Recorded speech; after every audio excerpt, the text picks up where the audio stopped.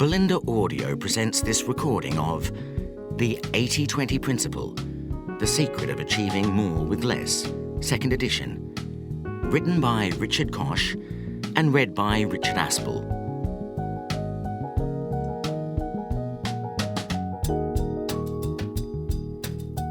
Praise for the 80-20 Principle. Congratulations! The 80-20 Principle is terrific.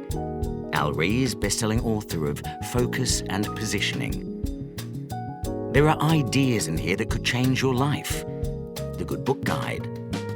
Koch is a passionate 80-20er. Read this and you will be too. Andrew Campbell, Ashridge Strategic Management Centre. Both astute and entertaining, this is an intriguing book to help people concentrate on not wasting their lives. Professor Theodore Zeldin, St Anthony's College, Oxford. We give this Dali-esque masterwork 5 stars, a beautiful collage of well-written prose. The book is worth many times its price. The Western Review, Tampa Bay, Florida.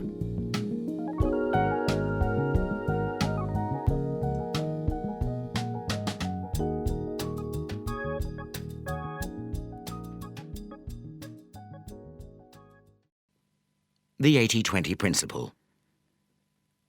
For a very long time, the Pareto law, the 80-20 Principle, has lumbered the economic scene like an erratic block on the landscape, an empirical law which nobody can explain.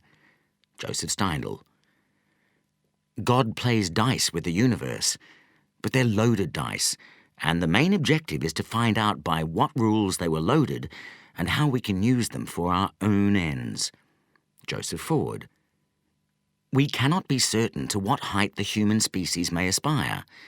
We may therefore safely acquiesce in the pleasing conclusion that every age of the world has increased, and still increases, the real wealth, the happiness, the knowledge, and perhaps the virtue of the human race.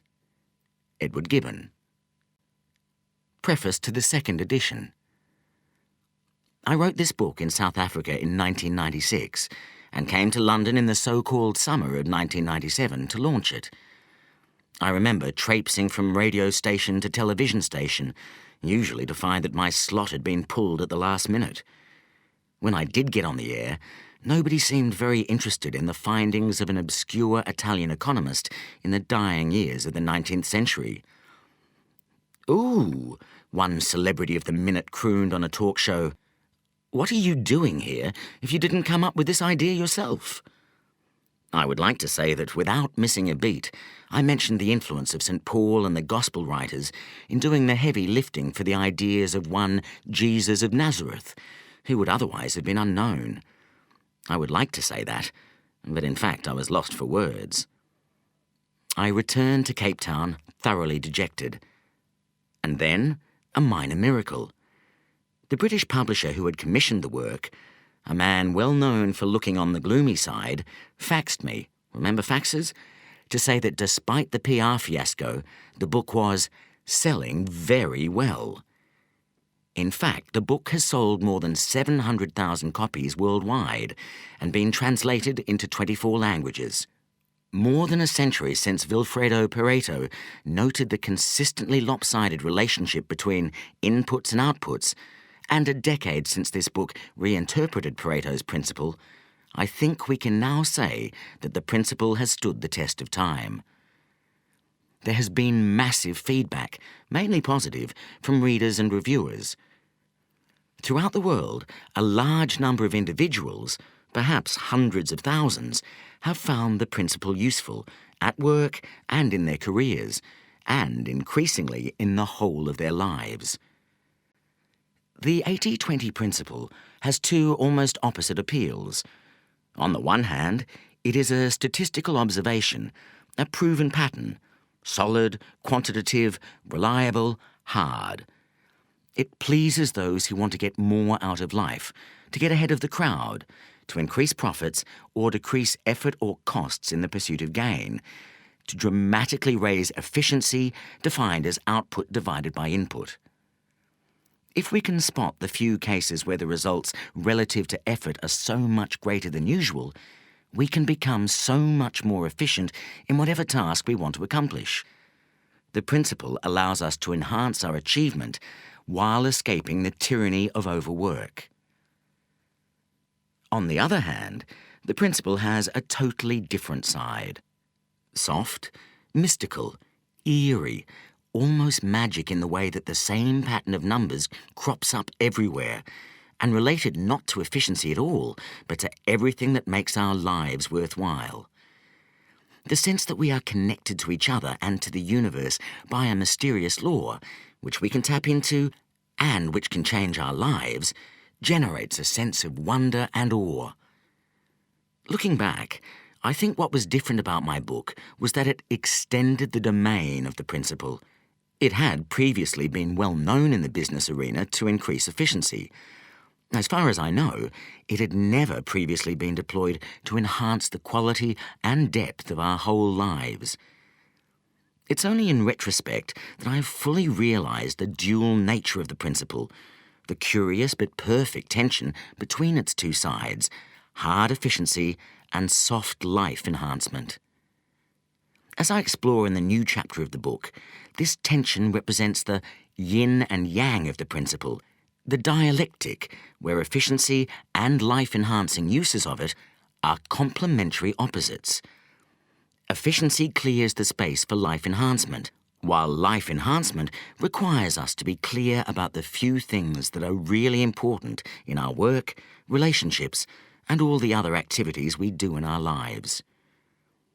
Of course, not everyone accepted my reinterpretation of Pareto's principle. I was surprised at how controversial the book became.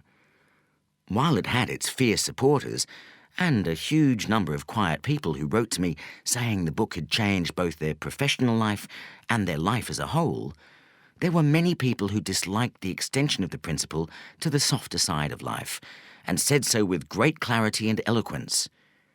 The opposition took me aback, but then I came to welcome the contrary voices. They've made me think about the principle more deeply, and, as I hope is demonstrated in the final chapter, reach a greater understanding of its dual nature. What is new about this edition? To start with, less is more. I have cut out the original final chapter, Progress Regained. This was a frankly unsuccessful attempt to apply the 80-20 principle to society and politics. Whereas every other part of the book generated both positive and negative comments, this chapter seems to have fallen entirely on stony ground. The only piece I have retained is the conclusion, which is an appeal to individuals to take action. I have replaced it with an entirely new chapter, the yin and yang of the principle. This covers the highlights generated by a decade of reviews, conversations, letters and emails, and amplifies and categorizes the best criticisms of the principle before giving my response. I believe this takes us to a new level of awareness and understanding of the power of the principle. It remains for me to thank everyone who has contributed to the great 80-20 debate. Long may it continue, and thank you all so much. I may have touched your lives, but you have certainly touched mine, and I am most grateful. Richard Koch. Richard Koch at btinternet.com. Estepona, Spain, February 2007. The 80-20 Rap.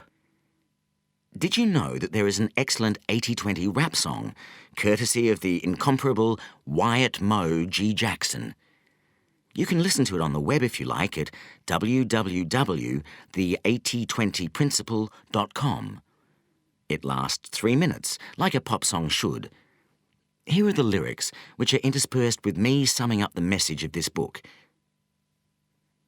Richard Koch is a businessman. He discovered a truth, yes, a master plan. Write a book about it, became a hit.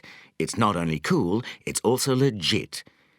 The 80-20 principle is the title. The lessons it teaches you are vital. Sit back and listen to this sound bite. By the time that you're finished, you'll see the light. The 80-20 principle, the key to success. The 80-20 principle, achieve more with less. The 80-20 principle, the key to success. The 80-20 principle, achieve more. So what is the 80-20 principle? The 80-20 principle asserts that a minority, a small number of causes, inputs or effort usually leads to a majority of the results, outputs or rewards. So most of the outputs result from a very small part of the causes or inputs. The 80-20 principle, the key to success. The 80-20 principle, achieve more with less. The 80-20 principle, the key to success. The 80-20 principle, achieve more.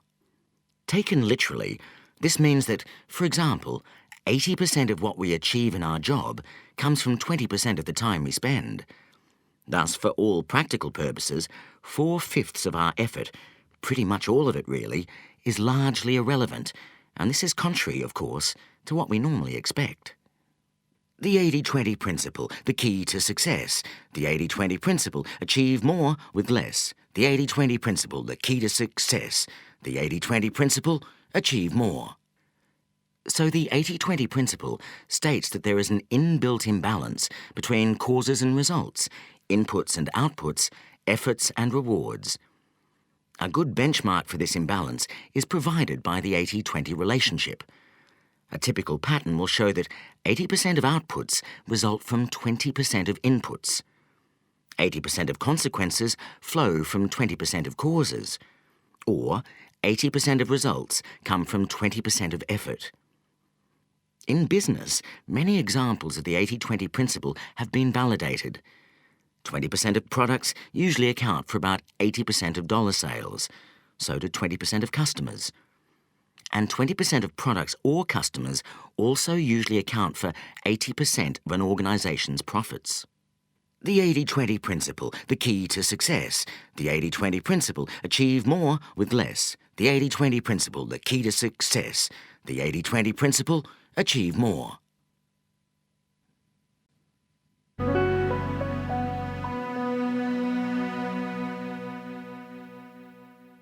Part 1. Overture. The universe is wonky. What is the 80-20 principle? The 80-20 principle tells us that in any population, some things are likely to be much more important than others. A good benchmark or hypothesis is that 80% of results or outputs flow from 20% of causes, and sometimes from a much smaller proportion of powerful forces. Everyday language is a good illustration. Sir Isaac Pitman, who invented shorthand, discovered that just 700 common words make up 2/3 of our conversation. Including the derivatives of these words, Pitman found that these words account for 80% of common speech. In this case, fewer than 1% of words, the new shorter Oxford English Dictionary lists over 500,000 words, are used 80% of the time. We could call this an 81 principle. Similarly, over 99% of talk uses fewer than 20% of words. We could call this a 99-20 relationship. The movies illustrate the 80-20 principle. A recent study shows that 1.3% of movies earn 80% of box office revenues, producing virtually an 81 rule. The 80-20 principle is not a magic formula. Sometimes the relationship between results and causes is closer to 70-30 than to 80-20 or 81.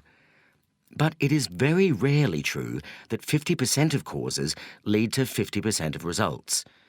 The universe is predictably unbalanced. Few things really matter. Truly effective people and organizations batten on to the few powerful forces at work in their worlds and turn them to their advantage. Keep listening to find out how you can do the same. Chapter 1. Welcome to the 80-20 principle.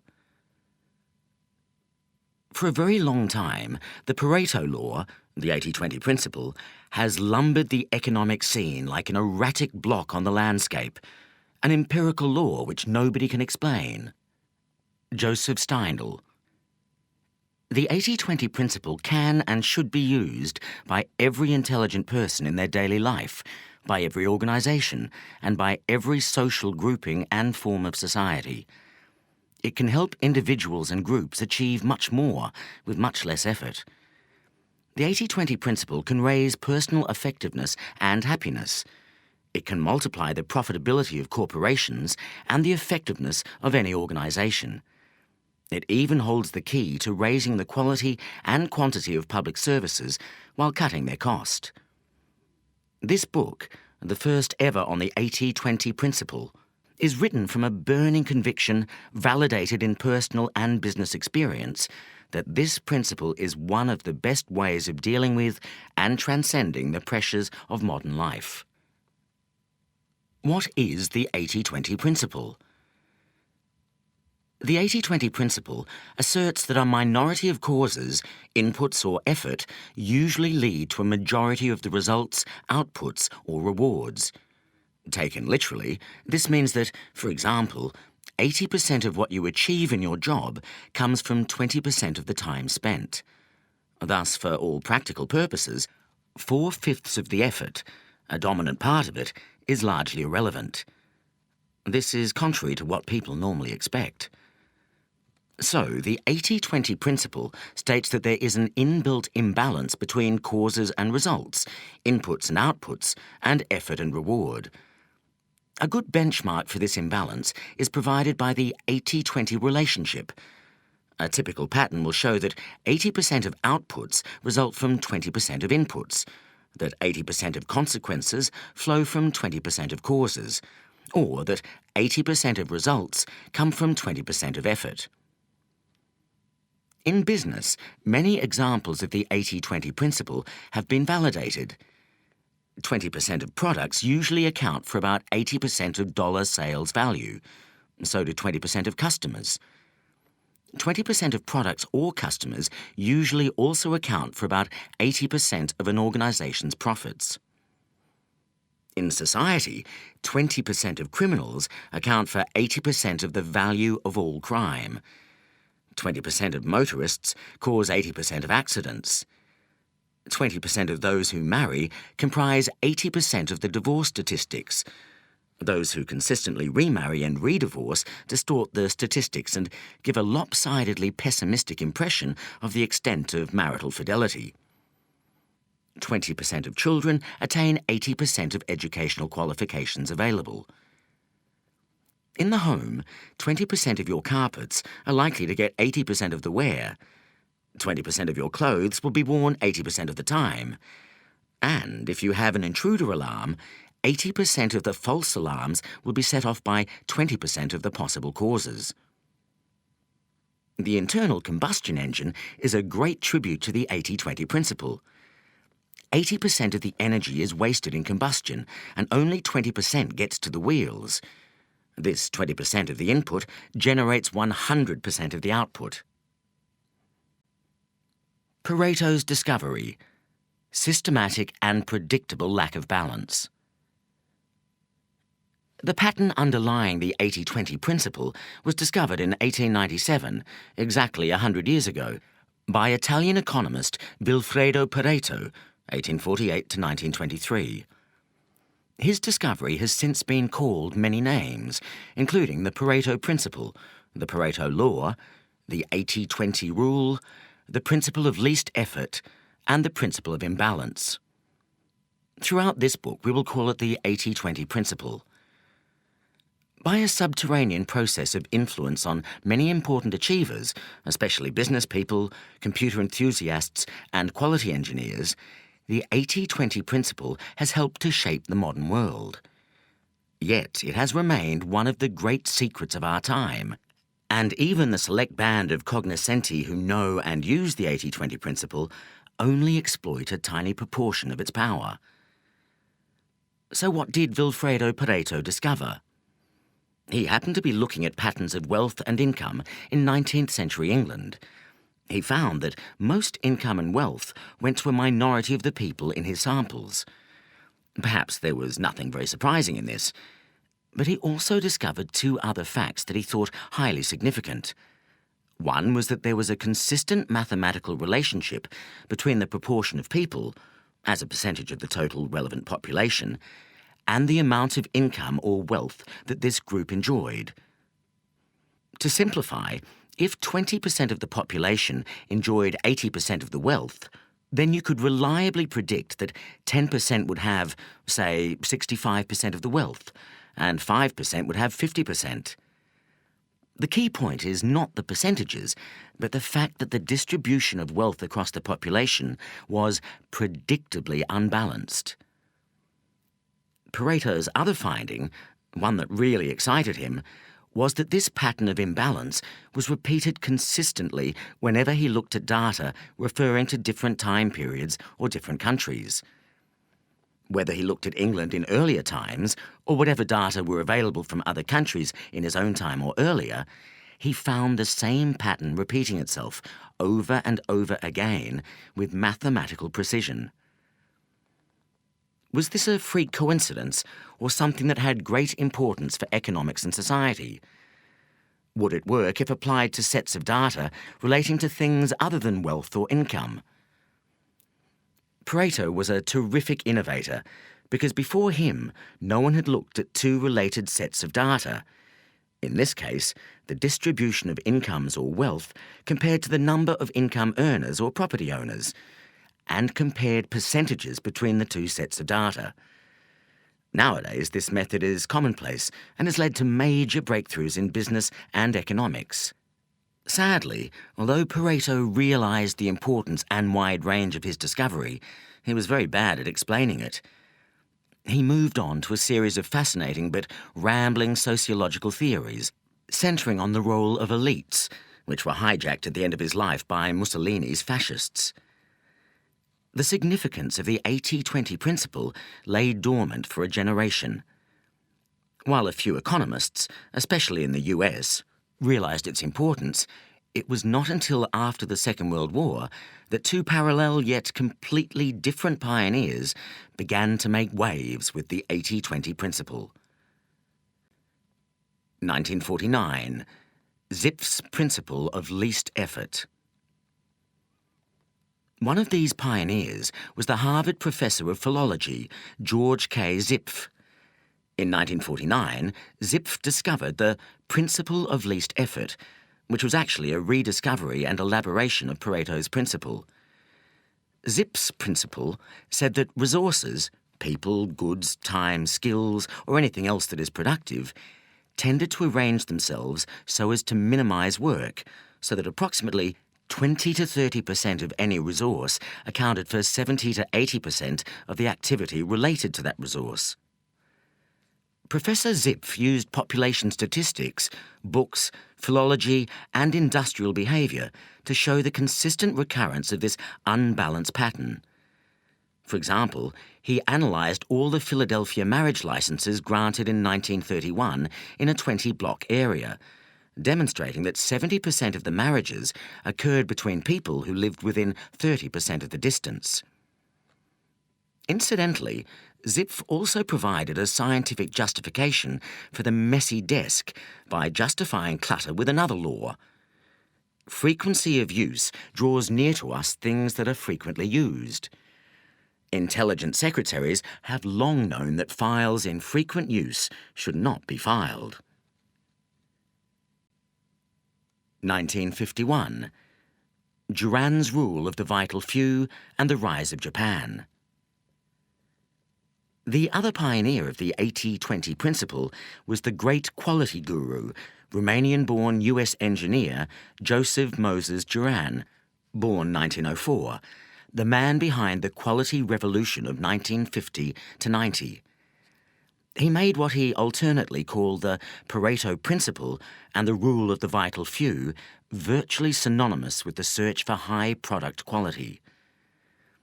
In 1924, Juran joined Western Electric, the manufacturing division of Bell Telephone System, starting as a corporate industrial engineer and later setting up as one of the world's first quality consultants. His great idea was to use the 80-20 principle, together with other statistical methods, to root out quality faults and improve the reliability and value of industrial and consumer goods. Juran's path-breaking Quality Control Handbook was first published in 1951 and extolled the 80-20 principle in very broad terms. The economist Pareto found that wealth was non-uniformly distributed in the same way as Juran's observations about quality losses. Many other instances can be found: the distribution of crime amongst criminals, the distribution of accidents among hazardous processes, etc. Pareto's principle of unequal distribution applied to distribution of wealth and to distribution of quality losses. No major U.S. industrialist was interested in Juran's theories. In 1953, he was invited to Japan to lecture and met a receptive audience. He stayed on to work with several Japanese corporations, transforming the value and quality of their consumer goods. It was only once the Japanese threat to U.S. industry had become apparent, after 1970, that Juran was taken seriously in the West. He moved back to do for U.S. industry what he had done for the Japanese. The 80-20 principle was at the heart of this global quality revolution. From the 1960s to the 1990s, progress from using the 80-20 principle. IBM was one of the earliest and most successful corporations to spot and use the 80-20 principle, which helps to explain why most computer systems specialists trained in the 1960s and 1970s are familiar with the idea. In 1963, IBM discovered that about 80% of a computer's time is spent executing about 20% of the operating code. The company immediately rewrote its operating software to make the most used 20% very accessible and user-friendly, thus making IBM computers more efficient and faster than competitors' machines for the majority of applications. Those who developed the personal computer and its software in the next generation, such as Apple, Lotus, and Microsoft, applied the 80-20 principle with even more gusto to make their machines cheaper and easier to use for a new tranche of customers, including the now celebrated dummies who would previously have given computers a very wide berth. Winner take all. A century after Pareto, the implications of the 80-20 principle has surfaced in a recent controversy over the astronomic and ever-rising incomes going to superstars and those very few people at the top of a growing number of professions. Film director Steven Spielberg earned $165 million in 1994. Joseph Jamil, the most highly paid trial lawyer, was paid $90 million.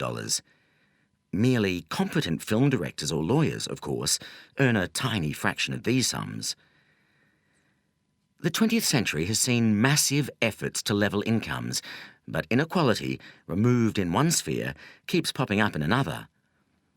In the USA from 1973 to 1995, average real incomes rose by 36%, yet the comparable figure for non-supervisory workers fell by 14%. During the 1980s, all of the gains went to the top 20% of earners, and a mind-boggling 64% of the total increase went to the top 1%. The ownership of shares in the US is also heavily concentrated within a small minority of households.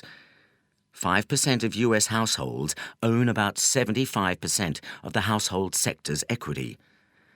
A similar effect may be seen in the role of the dollar. Almost 50% of world trade is invoiced in dollars, far above America's 13% share of world exports.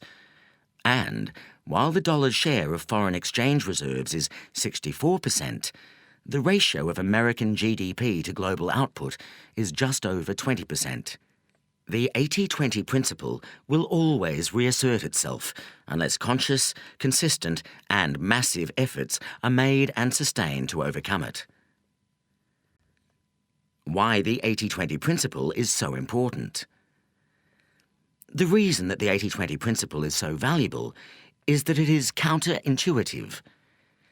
We tend to expect that all causes will have roughly the same significance, that all customers are equally valuable, that every bit of business, every product, and every dollar of sales revenue is as good as any other, that all employees in a particular category have roughly equivalent value, that each day or week or year we spend has the same significance, that all our friends have roughly equal value to us, that all inquiries or phone calls should be treated in the same way, that one university is as good as another, that all problems have a large number of causes, so that it is not worth isolating a few key causes, that all opportunities are of roughly equal value, so that we treat them all equally. We tend to assume that 50% of causes or inputs will account for 50% of results or outputs. There seems to be a natural, almost democratic expectation that causes and results are generally equally balanced. And, of course, sometimes they are. But this 50-50 fallacy is one of the most inaccurate and harmful, as well as the most deeply rooted, of our mental maps. The 80-20 principle asserts that when two sets of data relating to causes and results can be examined and analysed, the most likely result is that there will be a pattern of imbalance. The imbalance may be 65-35, 70-30, 75-25, 80-20, 95-5, or 99.9, 0.1, or any set of numbers in between. However, the two numbers in the comparison don't have to add up to 100. The 80-20 principle also asserts that when we know the true relationship, we are likely to be surprised at how unbalanced it is. Whatever the actual level of imbalance, it is likely to exceed our prior estimate. Executives may suspect that some customers and some products are more profitable than others, but when the extent of the difference is proved, they are likely to be surprised and sometimes dumbfounded. Teachers may know that the majority of their disciplinary troubles or most truancy arises from a minority of pupils, but if records are analysed, the extent of the imbalance will probably be larger than expected. We may feel that some of our time is more valuable than the rest, but if we measure inputs and outputs, the disparity can still stun us. Why should you care about the 80-20 principle? Whether you realise it or not, the principle applies to your life, to your social world, and to the place where you work. Understanding the 80-20 principle gives you great insight into what is really happening in the world around you. The overriding message of this book is that our daily lives can be greatly improved by using the 80-20 principle. Each individual can be more effective and happier. Each profit-seeking corporation can become very much more profitable. Each non-profit organisation can also deliver much more useful outputs. Every government can ensure that its citizens benefit much more from its existence. For everyone and every institution, it is possible to obtain much more that is of value and avoid what has negative value with much less input of effort, expense, or investment. At the heart of this progress is a process of substitution. Resources that have weak effects in any particular use are not used or are used sparingly. Resources that have powerful effects are used as much as possible. Every resource is ideally used where it has the greatest value. Wherever possible, weak resources are developed so that they can mimic the behaviour of the stronger resources. Business and markets have used this process to great effect for hundreds of years. The French economist J.B. Say coined the word entrepreneur around 1800, saying that the entrepreneur shifts economic resources out of an area of lower productivity into an area of higher productivity and yield. But one fascinating implication of the 80-20 principle is how far businesses and markets still are from producing optimal solutions. For example, the 80-20 principle asserts that 20% of products or customers or employees are really responsible for about 80% of profits. If this is true, and detailed investigations usually confirm that some such very unbalanced pattern exists, the state of affairs implied is very far from being efficient or optimal. The implication is that 80% of products, or customers or employees, are only contributing 20% of profits, that there is great waste, that the most powerful resources of the company are being held back by a majority of much less effective resources, that profits could be multiplied if more of the best sort of products could be sold, employees hired or customers attracted, or convinced to buy more from the firm. In this kind of situation, one might well ask, why continue to make the 80% of products that only generate 20% of profits? Companies rarely ask these questions, perhaps because to answer them would mean very radical action. To stop doing 4/5 of what you are doing is not a trivial change. What J.B. Say called the work of entrepreneurs, modern financiers call arbitrage. International financial markets are very quick to correct anomalies in valuation, for example, between exchange rates. But business organizations and individuals are generally very poor at this sort of entrepreneurship or arbitrage, at shifting resources from where they have weak results to where they have powerful results, or at cutting off low-value resources and buying more high-value resources.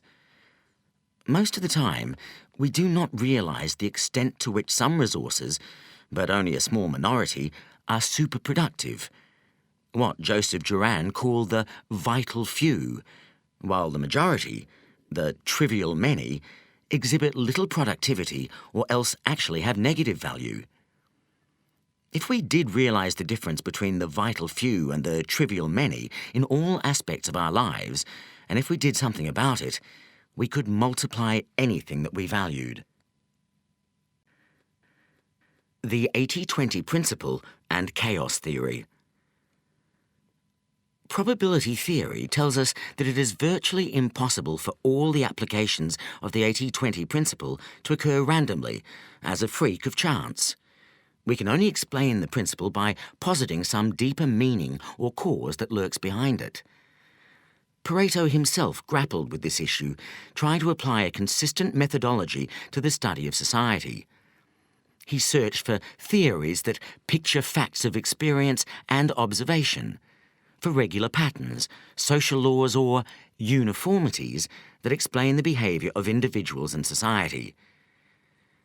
Pareto's sociology failed to find a persuasive key. He died long before the emergence of chaos theory, which has great parallels with the 80-20 principle and helps to explain it. The last third of the 20th century saw a revolution in the way that scientists think about the universe, overturning the prevailing wisdom for the past 350 years. That prevailing wisdom was a machine-based and rational view, which itself was a great advance on the mystical and random view of the world which was held in the Middle Ages. The machine-based view converted God from being an irrational and unpredictable force into a more user-friendly clockmaker engineer. The view of the world held from the 17th century, and still prevalent today, except in advanced scientific circles, was immensely comforting and useful. All phenomena were reduced to regular, predictable, linear relationships. For example, A causes B, B causes C, and A plus C cause D. This worldview enabled any individual part of the universe, the operation of the human heart, for example, or of any individual market, to be analysed separately, because the whole was the sum of the parts, and vice versa. But in the 21st century, it seems much more accurate to view the world as an evolving organism, where the whole system is more than the sum of its parts, and where relationships between the parts are non-linear. Causes are difficult to pin down. There are complex interdependencies between causes, and causes and effects are blurred. The snag with linear thinking is that it doesn't always work. It is an oversimplification of reality. Equilibrium is illusory or fleeting. The universe is wonky. Yet chaos theory, despite its name, does not say that everything is a hopeless and incomprehensible mess. Rather, there is a self-organizing logic lurking behind the disorder, a predictable non-linearity, something which economist Paul Krugman has called spooky, eerie, and terrifyingly exact. The logic is more difficult to describe than to detect, and is not totally dissimilar to the recurrence of a theme in a piece of music. Certain characteristic patterns recur, but with infinite and unpredictable variety. Chaos theory and the 80-20 principle illuminate each other. What have chaos theory and related scientific concepts got to do with the 80-20 principle? Although no one else appears to have made the link, I think the answer is a great deal. The principle of imbalance. The common thread between chaos theory and the 80-20 principle is the issue of balance, or more precisely, imbalance. Both chaos theory and the 80-20 principle assert, with a great deal of empirical backing, that the universe is unbalanced. They both say that the world is not linear. Cause and effect are rarely linked in an equal way. Both also place great store by self-organization. Some forces are always more forceful than others and will try to grab more than their fair share of resources. Chaos theory helps to explain why and how this imbalance happens by tracing a number of developments over time. The universe is not a straight line. The 80-20 principle, like chaos theory, is based around the idea of non-linearity. A great deal of what happens is unimportant and can be disregarded. Yet there are always a few forces that have an influence way beyond their numbers. These are the forces that must be identified and watched. If they are forces for good, we should multiply them. If they are forces we don't like, we need to think very carefully about how to neutralize them. The 80-20 principle supplies a very powerful empirical test of non-linearity in any system. We can ask, do 20% of causes lead to 80% of results? Is 80% of any phenomenon associated with only 20% of a related phenomenon? This is a useful method to flush out non-linearity, but it is even more useful because it directs us to identifying the unusually powerful forces at work. Feedback loops distort and disturb balance. The 80-20 principle is also consistent with, and can be explained by reference to, the feedback loops identified by chaos theory, whereby small initial influences can become greatly multiplied and produce highly unexpected results, which nevertheless can be explained in retrospect.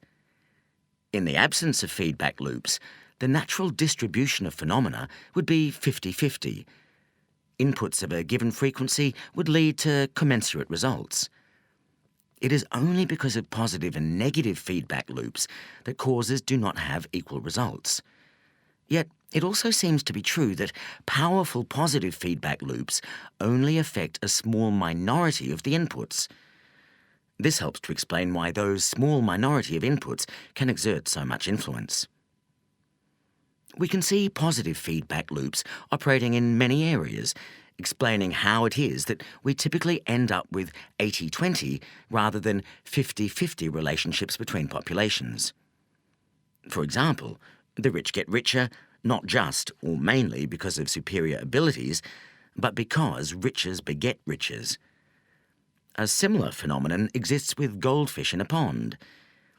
Even if you start with goldfish almost exactly the same size, those that are slightly bigger become very much bigger because, even with only slight initial advantages in stronger propulsion and larger mouths, they are able to capture and gobble up disproportionate amounts of food. The tipping point. Related to the idea of feedback loops is the concept of the tipping point.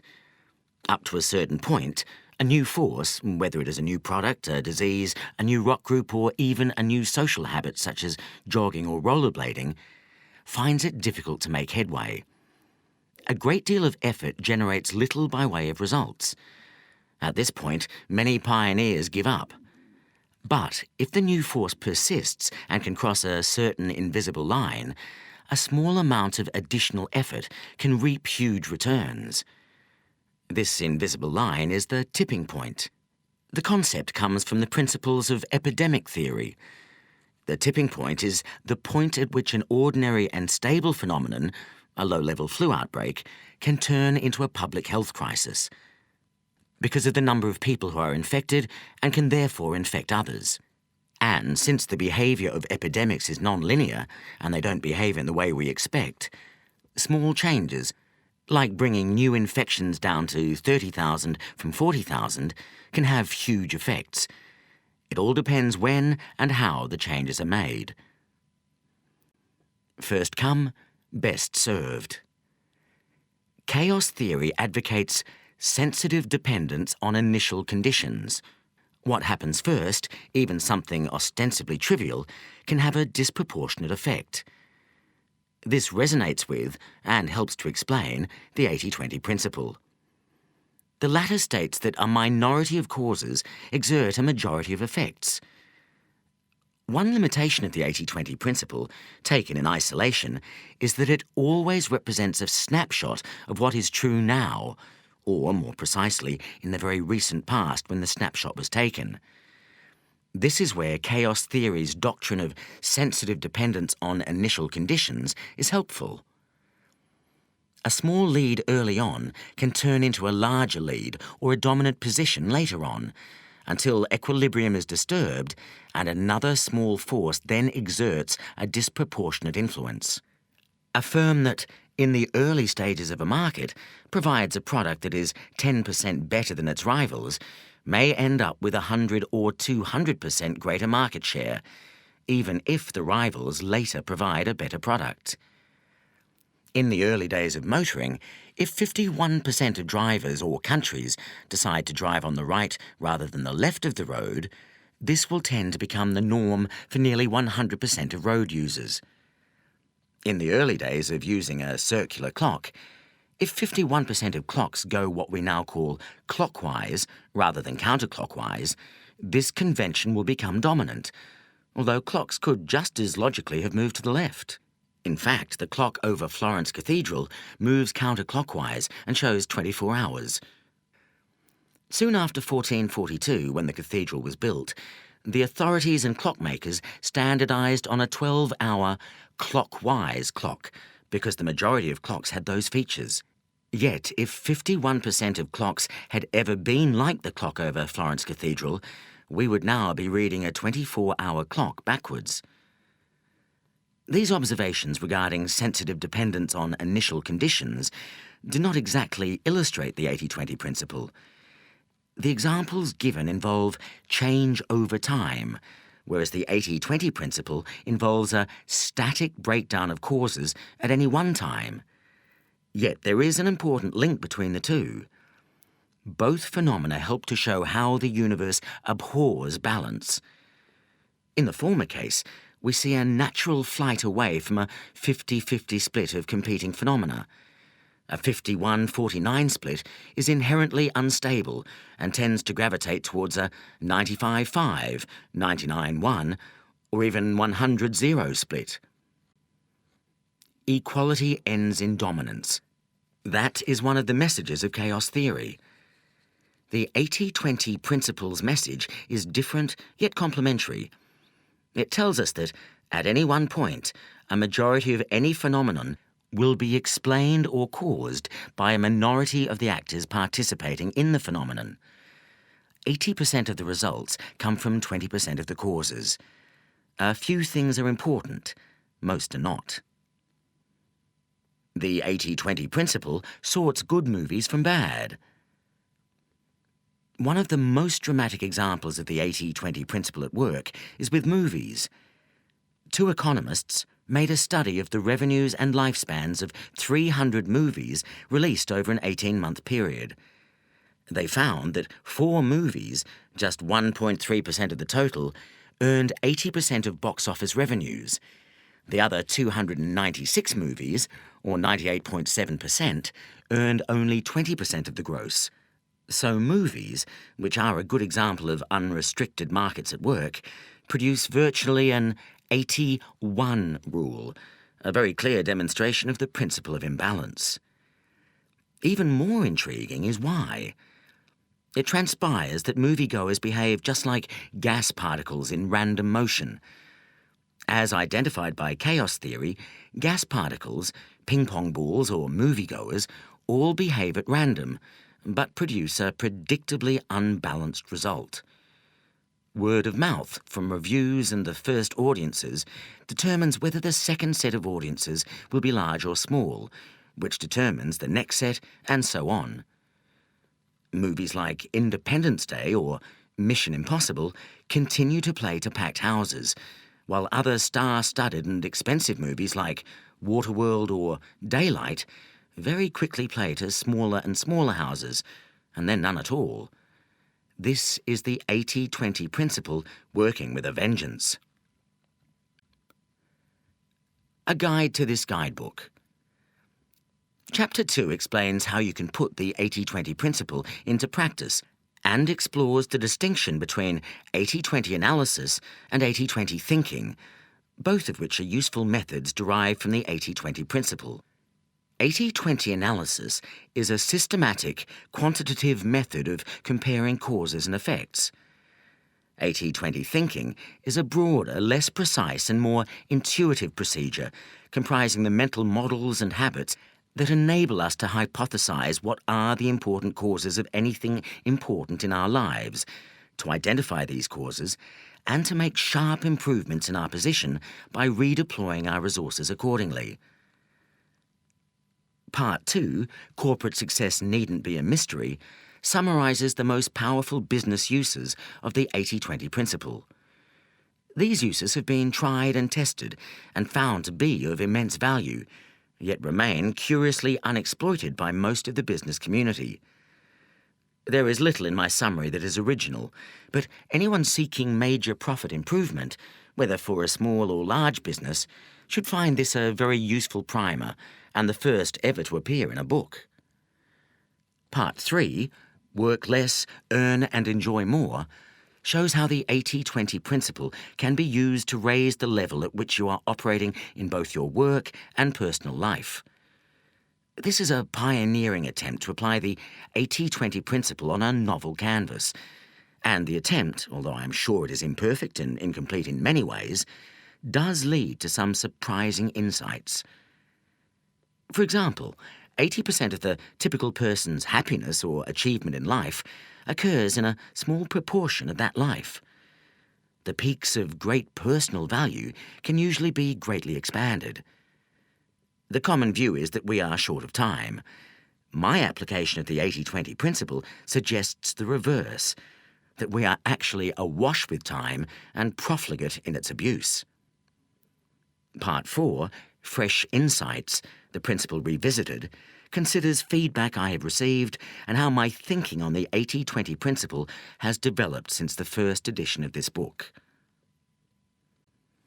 Why the 80-20 principle brings good news. I want to end this introduction on a personal rather than a procedural note. I believe that the 80-20 principle is enormously hopeful. Certainly, the principle brings home what may be evident anyway, that there is a tragic amount of waste everywhere in the way that nature operates, in business, in society, and in our own lives. If the typical pattern is for 80% of results to come from 20% of inputs, it is necessarily typical too that 80%, the great majority of inputs, are having only a marginal 20% impact. The paradox is that such waste can be wonderful news if we can use the 80-20 principle creatively, not just to identify and castigate low productivity, but to do something positive about it. There is enormous scope for improvement by rearranging and redirecting both nature and our own lives. Improving on nature, refusing to accept the status quo, is the root of all progress, evolutionary, scientific, social, and personal. George Bernard Shaw put it well. The reasonable man adapts himself to the world. The unreasonable one persists in trying to adapt the world to himself. Therefore, all progress depends on the unreasonable man. The implication of the 80-20 principle is that output can be not just increased, but multiplied, if we can make the low productivity inputs nearly as productive as the high productivity inputs. Successful experiments with the 80-20 principle in the business arena suggest that, with creativity and determination, this leap in value can usually be made. There are two routes to achieving this. One is to reallocate the resources from unproductive to productive uses, the secret of all entrepreneurs down the ages. Find a round hole for a round peg, a square hole for a square peg, and a perfect fit for any shape in between.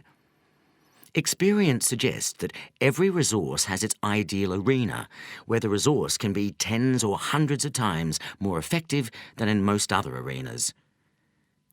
The other route to progress, the method of scientists, doctors, preachers, computer systems designers, educationalists, and trainers, is to find ways to make the unproductive resources more effective, even in their existing applications. To make the weak resources behave as though they were their more productive cousins.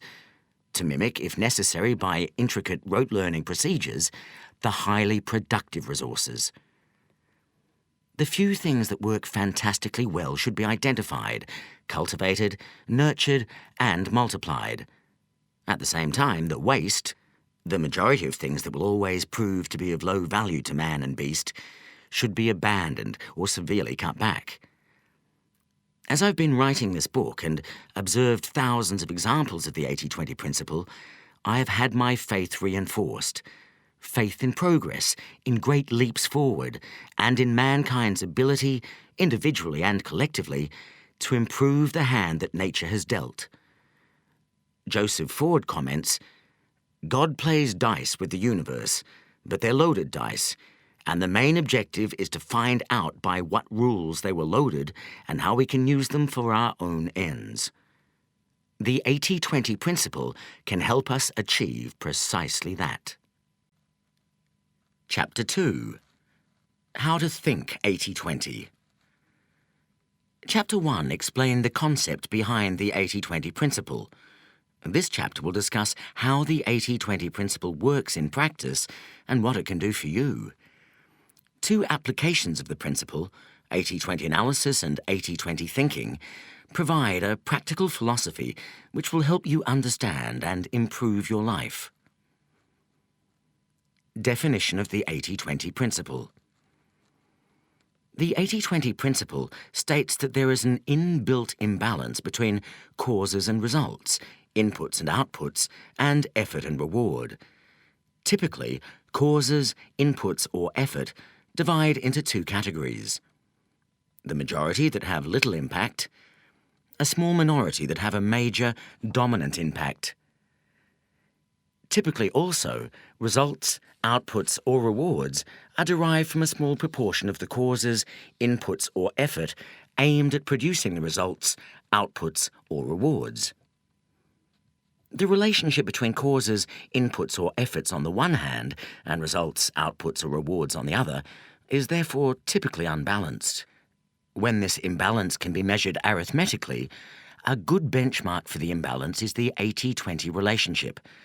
80% of results, outputs, or rewards are derived from only 20% of the causes, inputs, or effort. About 80% of the world's energy is consumed by 15% of the world's population, for example. 80% of the world's wealth is possessed by 25% of the world's people. In healthcare, 20% of your population base and/or 20% of its disease elements will consume 80% of your resources. Let us imagine, for example, that a company has 100 products and has found out that the most profitable 20 products account for 80% of all profits. It might help here to picture two piles: a big pile of the 100 products the company makes and a pile of cash that represents the profits made. Just one profitable product, 1% of the total products, makes 20% of the profits. So, if you pull that particular widget out of the pile of products, you have to match it with the 20% of the money from the cash pile. If we continue counting the next most profitable product, and the next, until we have the profits from the top 20 products, we end up with two pairs of piles. The first pair has one small pile of the top 20 products and one big pile of cash representing 80% of the profits. The second pair is the flip side of this. There's a big pile, which is the company's other 80 products, and a small pile of cash to represent the profit they make, which is just 20% of total profits. The 80-20 numbers are only a benchmark, and the real relationship may be more or less unbalanced than 80-20. The 80-20 principle asserts, however, that in most cases the relationship is much more likely to be closer to 80-20 than to 50-50. If all of the products in our example made the same profit, then the relationship would be shown as corresponding piles of cash and products of equal size. The curious but crucial point is that when such investigations are conducted, imbalance is much more common than balance. Of course, the exact relationship may not be 80-20. 80-20 is both a convenient metaphor and a useful hypothesis, but it is not the only pattern. Sometimes 80% of the profits come from 30% of the products. Sometimes 80% of the profits come from 15% or even 10% of the products. The numbers compared do not have to add up to 100, but the picture usually looks unbalanced. There's a bigger pile of cash paired with a smaller pile of products, rather than piles of cash and goods of about the same size. It is perhaps unfortunate that the numbers 80 and 20 add up to 100. This makes the result look elegant, as indeed would a result of 50-50, 70-30, 99-1, or many other combinations. And it is certainly memorable. But it makes many people think that we are dealing with just one set of data, 100%. Well, this is not so. If 80% of people are right-handed and 20% are left-handed, this is not an 80-20 observation. To apply the 80-20 principle, you have to have two sets of data, both adding up to 100%, and one measuring a variable quantity owned, exhibited, or caused by the people or things making up the other 100%. What the 80-20 principle can do for you. Every person I have known who has taken the 80-20 principle seriously has emerged with useful and, in some cases, life-changing insights. You have to work out your own uses for the principle. They will be there if you look creatively. Part 3, chapters 9 to 15, will guide you on your odyssey, but I can illustrate with some examples from my own life. How the 80-20 principle has helped me. When I was a raw student at Oxford, my tutor told me never to go to lectures. Books can be read far faster, he explained, but never read a book from cover to cover, except for pleasure. When you are working, find out what the book is saying much faster than you would by reading it through. Read the conclusion, then the introduction, then the conclusion again, then dip lightly into any interesting bits. What he was really saying was that 80% of the value of a book can be found in 20% or fewer of its pages, and absorbed in 20% of the time most people would take to read it through. I took to this study method and extended it. At Oxford, there is no system of continuous assessment, and the class of degree earned depends entirely on finals, the examinations taken at the end of the course. I discovered from the form book, that is by analysing past examination papers, that at least 80%, sometimes 100%, of an examination could be well answered with knowledge from 20% or fewer of the subjects that the exam was meant to cover. The examiners could therefore be much better impressed by a student who knew an awful lot about relatively little, rather than a fair amount about a great deal. This insight enabled me to study very efficiently. Somehow, without working very hard, I ended up with a congratulatory first-class degree. I used to think this proved that Oxford dons were gullible. I now prefer to think, perhaps improbably, that they were teaching us how the world worked. I went to work for Shell, serving my time at a dreadful oil refinery. This may have been very good for my soul, but I rapidly realized that the best-paying jobs for young and inexperienced people such as I lay in management consultancy. So I went to Philadelphia and picked up an effortless MBA from Wharton, scorning the boot camp-style so-called learning experience from Harvard. I joined a leading US consultancy that on day one paid me 4 times what Shell had paid me when I left. No doubt 80% of the money to be had by people of my tender age was concentrated in 20% of the jobs. Since there were too many colleagues in the consultancy who were smarter than me, I moved to another US strategy boutique. I identified it because it was growing faster than the firm I had joined, yet had a much smaller proportion of really smart people. Who you work for is more important than what you do. Here I stumbled across many paradoxes of the 80-20 principle. 80% of the growth in the strategy consultancy industry, then as now growing like gangbusters, was being appropriated by firms that then had, in total, fewer than 20% of the industry's professional staff. 80% of rapid promotions were also available in just a handful of firms. Believe me, talent had very little to do with it.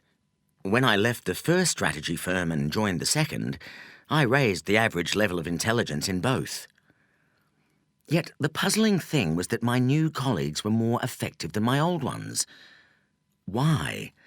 They didn't work any harder, but they followed the 80-20 principle in 2 key ways. First, they realized that for most firms, 80% of profits come from 20% of clients. In the consulting industry, that means 2 things: large clients and long-term clients.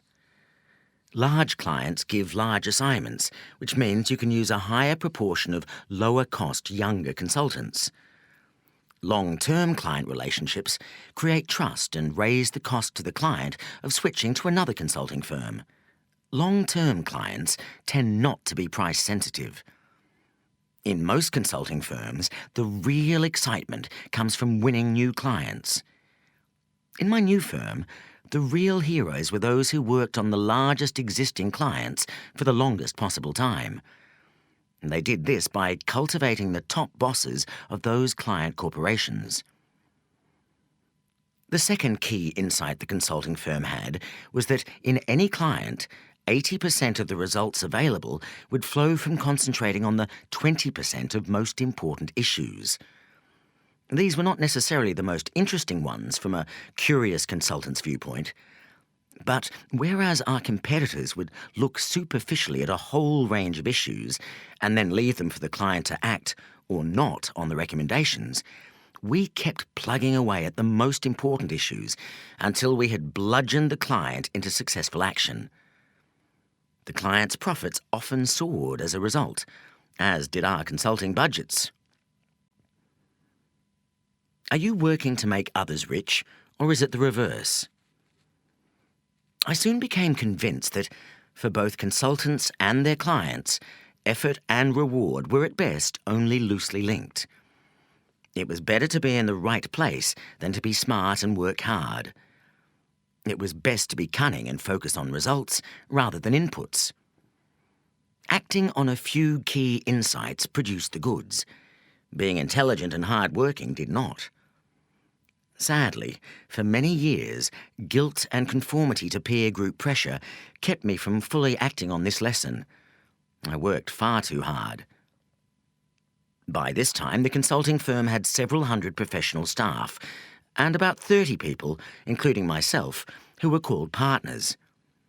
But 80% of the profits went to one man, the founder, even though numerically he constituted less than 4% of the partnership and a fraction of 1% of the consulting force.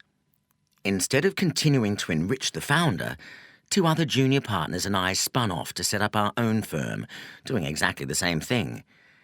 We, in turn, grew to have hundreds of consultants. Before long, although the 3 of us, on any measure, did less than 20% of the firm's valuable work, we enjoyed over 80% of the profits. This, too, caused me guilt. After 6 years, I quit, selling my shares to the other partners. At this time, we had doubled our revenues and profits every year, and I was able to secure a good price for my shares. Shortly after, the recession of 1990 hit the consulting industry. Although I will counsel you later to give up guilt, I was lucky with my guilt. Even those who follow the 80-20 principle need a bit of luck, and I have always enjoyed far more than my share.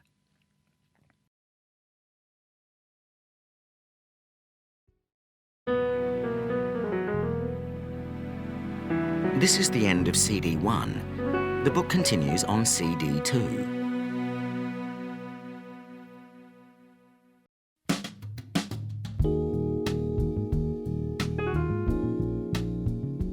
CD 2.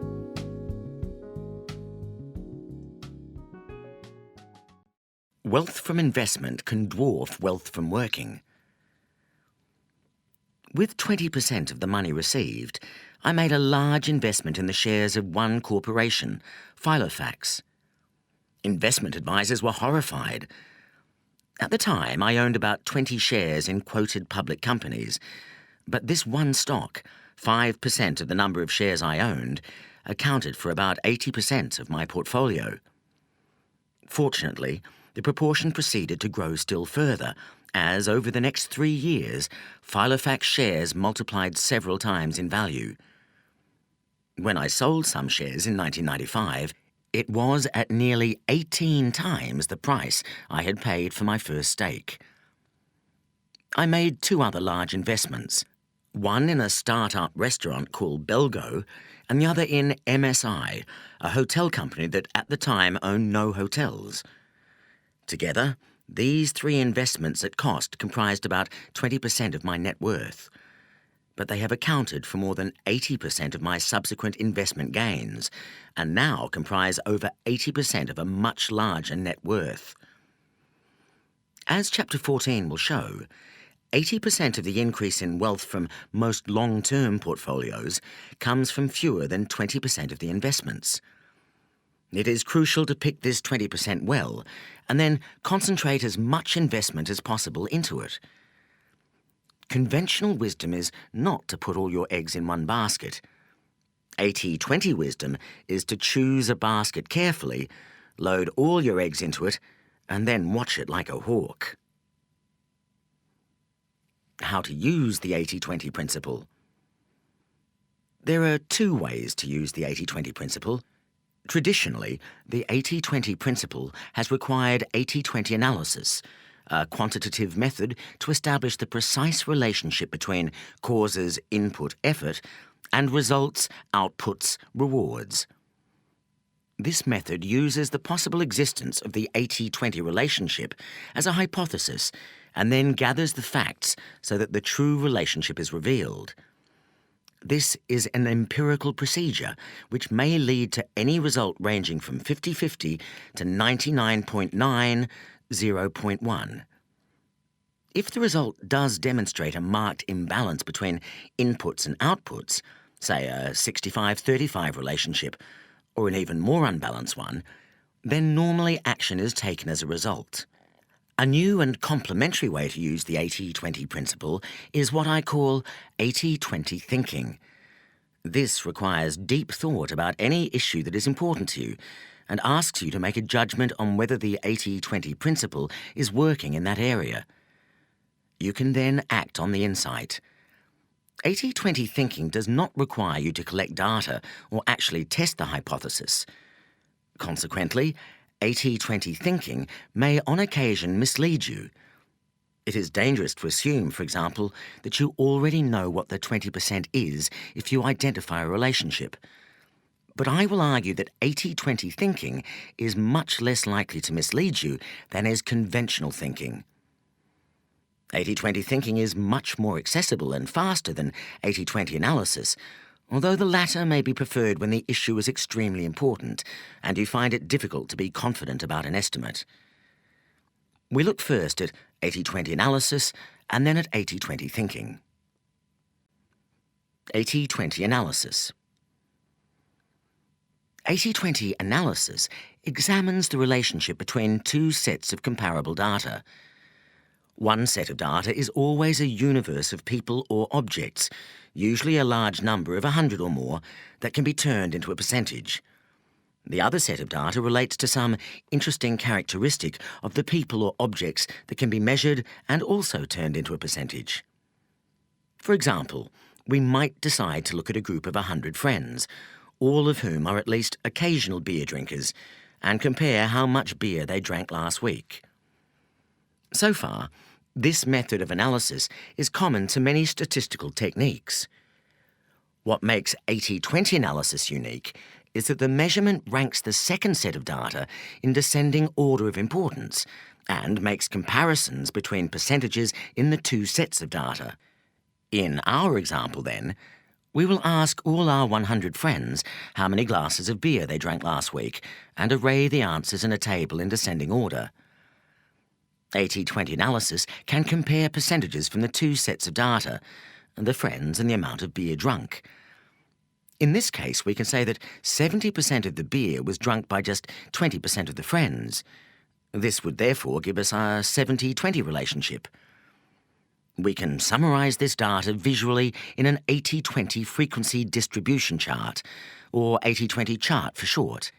In this chart, the vertical axis is the glasses of beer drunk, and the horizontal axis is the 100 beer drinkers. The data on the chart looks a bit like a coastal cliff.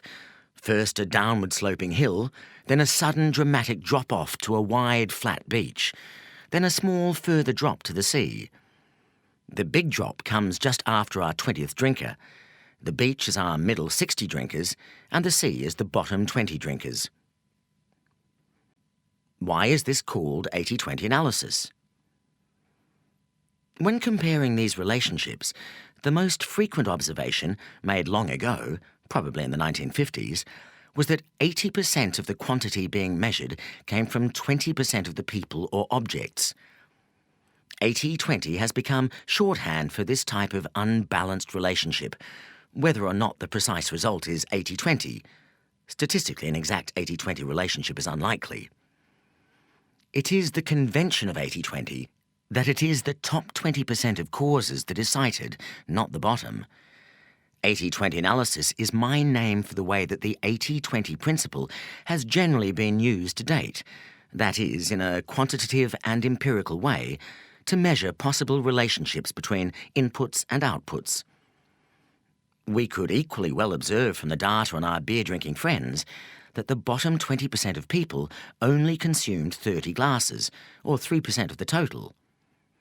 It would also be perfectly legitimate to call this a 3-20 relationship, although this is rarely done. The emphasis is nearly always on the heavy users or causes. If a brewery was conducting a promotion or wanted to find out what beer drinkers thought about their range of beers, it would be most useful to go to the top 20. We might also want to know what percentage of our friends combine to account for 80% of total beer consumption.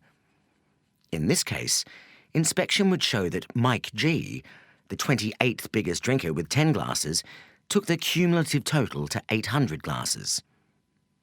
We could express this relationship, therefore, as 80-28.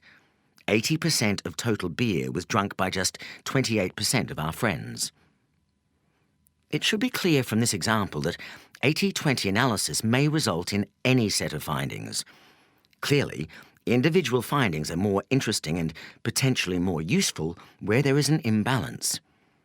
If, for example, we have found that all of our friends had drunk exactly 8 glasses each, the brewery would not have been very interested in using our group for promotion or research.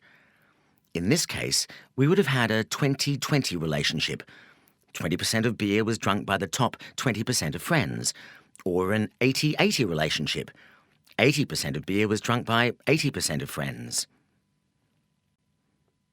Bar charts show 80-20 relationships best.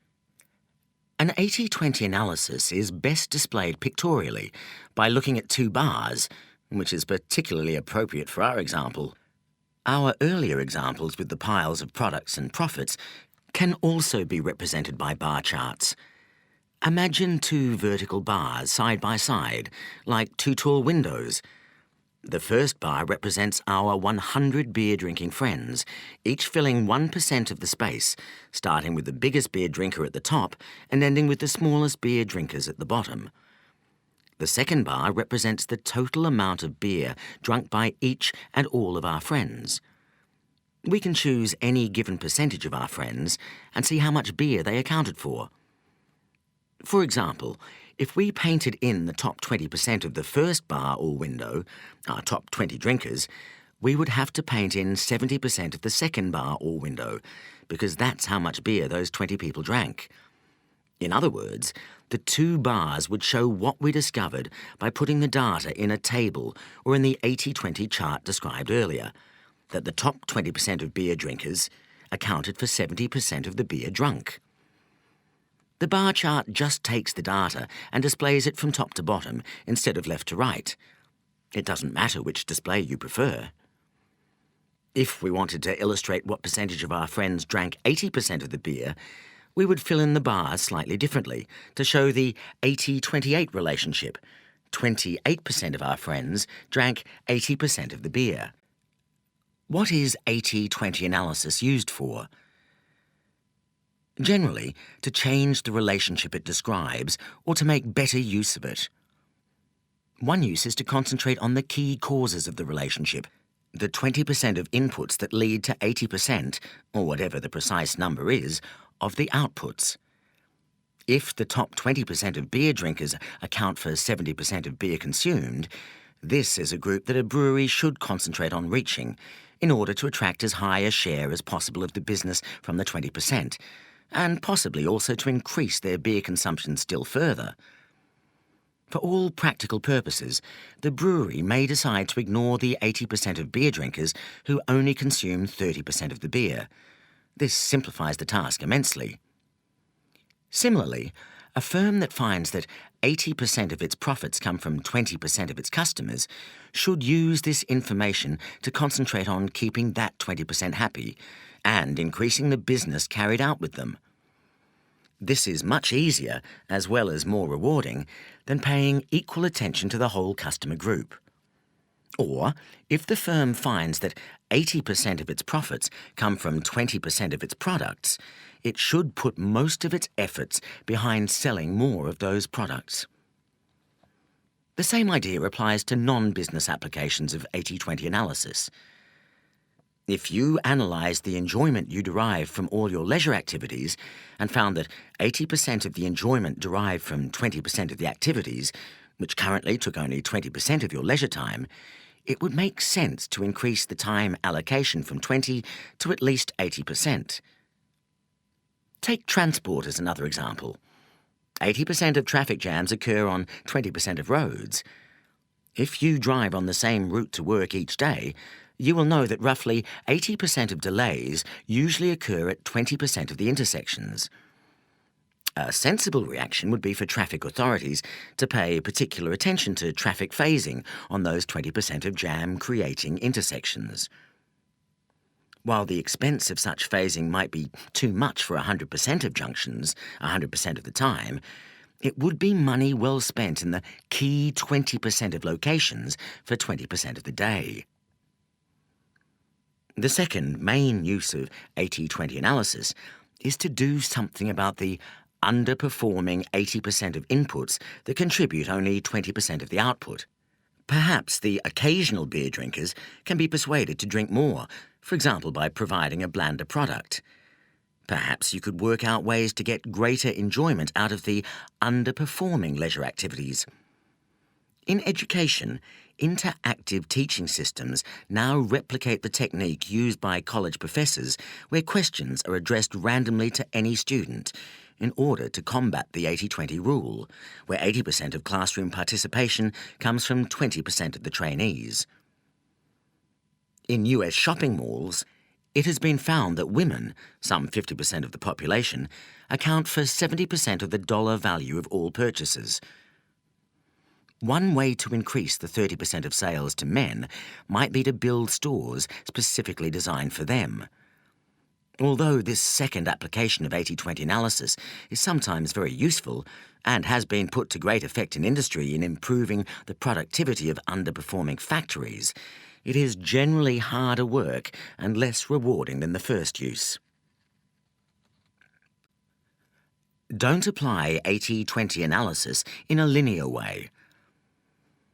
In discussing the uses of 80-20 analysis, we must also briefly address its potential abuses.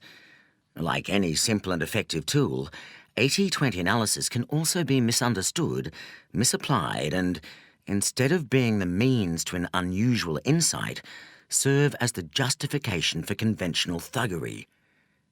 80-20 analysis, applied inappropriately and in a linear way, can also lead the innocent astray. You need constantly to be vigilant against false logic. Let me illustrate this with an example from the book trade.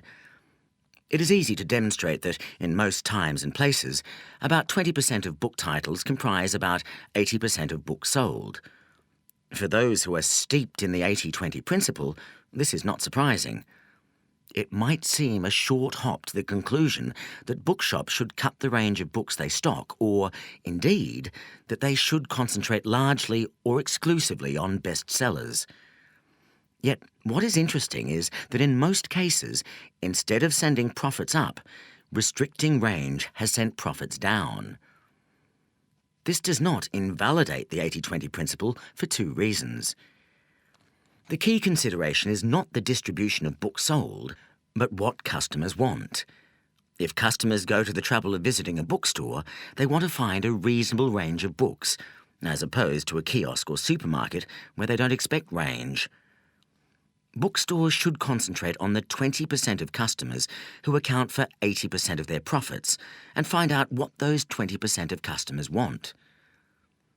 The other reason is that what matters even when considering books, as opposed to customers, is not the distribution of sales, the 20% of books that represent 80% of sales, but the distribution of profits, the 20% of titles that generate 80% of profits. Very often, these are not the so-called bestsellers, books written by well-known authors. In fact, a study in the US revealed that bestsellers represent about 5% of total sales. The true bestsellers are often those books that never make it into the charts, but sell a reliable quantity year in and year out, often at high margins. As the same US research comments, core inventory represents those books that sell season in and season out. They are the 80 in the 80-20 rule, often accounting for the lion's share of sales in a particular subject. This illustration is salutary. It does not invalidate 80-20 analysis at all, since the key questions should always be which customers and products generate 80% of profits. But it does show the danger of not thinking clearly enough about how the analysis is applied. When using the 80-20 principle, be selective and be contrarian.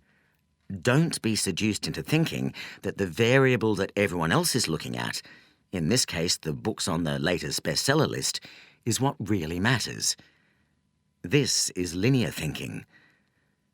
The most valuable insight from 80-20 analysis will always come from examining non-linear relationships that others are neglecting. In addition, because 80-20 analysis is based on a freeze frame of the situation at a particular point, rather than incorporating changes over time, you must be aware that if you inadvertently freeze the wrong or an incomplete picture, you will get an inaccurate view. 80-20 thinking and why it is necessary. 80-20 analysis is extremely useful, but most people are not natural analysts, and even analysts cannot stop to investigate the data every time they have to make a decision. It would bring life to a shuddering halt. Most important decisions have never been made by analysis and never will be, however clever our computers become. Therefore, if we want the 80-20 principle to be a guide in our daily lives, We need something less analytical and more instantly available than 80-20 analysis. We need 80-20 thinking. 80-20 thinking is my phrase for the application of the 80-20 principle to daily life, for non-quantitative applications of the principle. As with 80-20 analysis, we start with a hypothesis about a possible imbalance between inputs and outputs, but instead of collecting data and analysing them, we estimate them.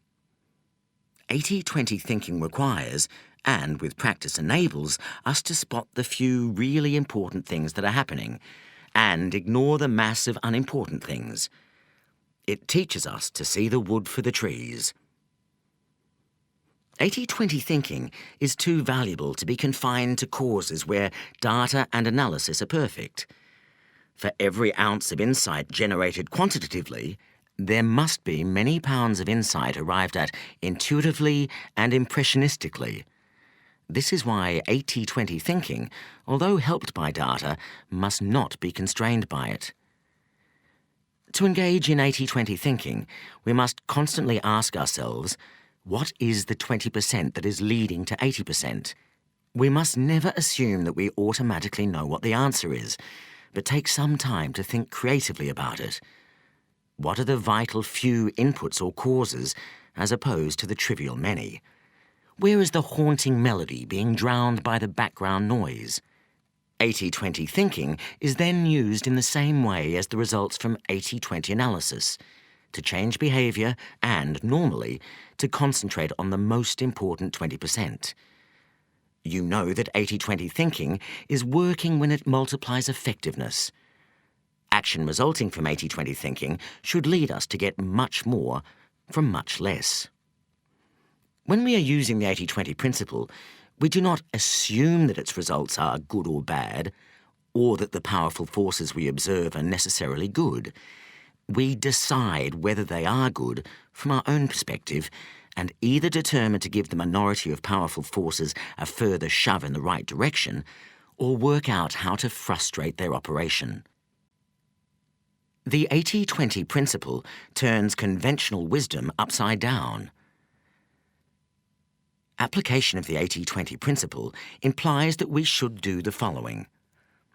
Celebrate exceptional productivity rather than raise average efforts. Look for the shortcut rather than run the full course. Exercise control over our lives with the least possible effort. Be selective, not exhaustive. Strive for excellence in few things rather than good performance in many. Delegate or outsource as much as possible in our daily lives and be encouraged rather than penalised by tax systems to do this. Use gardeners, car mechanics, decorators and other specialists to the maximum instead of doing the work ourselves. Choose our careers and employers with extraordinary care and, if possible, employ others rather than being employed ourselves. Only do the thing we are best at doing and enjoy most. Look beneath the normal texture of life to uncover ironies and oddities. In every important sphere, work out where 20% of effort can lead to 80% of returns.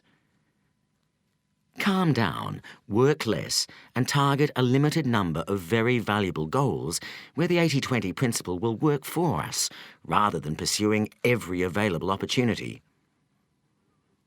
Make the most of those few lucky streaks in our life, where we are at our creative peak and the stars line up to guarantee success. There are no boundaries to the 80-20 principle. No sphere of activity is immune from the influence of the 80-20 principle. Like the 6 wise, blind Indian men who tried to discern the shape of an elephant, most users of the 80-20 principle only know a fraction of its scope and power. Becoming an 80-20 thinker requires active participation and creativity on your part. If you want to benefit from 80-20 thinking, you have to do it. Now is a good time to start. If you want to begin with applications for your organisation, go straight on to Part 2, which documents most of the important business applications of the 80-20 principle. If you are more immediately interested in using the principle to make major improvements in your life, skip to Part 3, a novel attempt to relate the 80-20 principle to the fabric of our daily lives.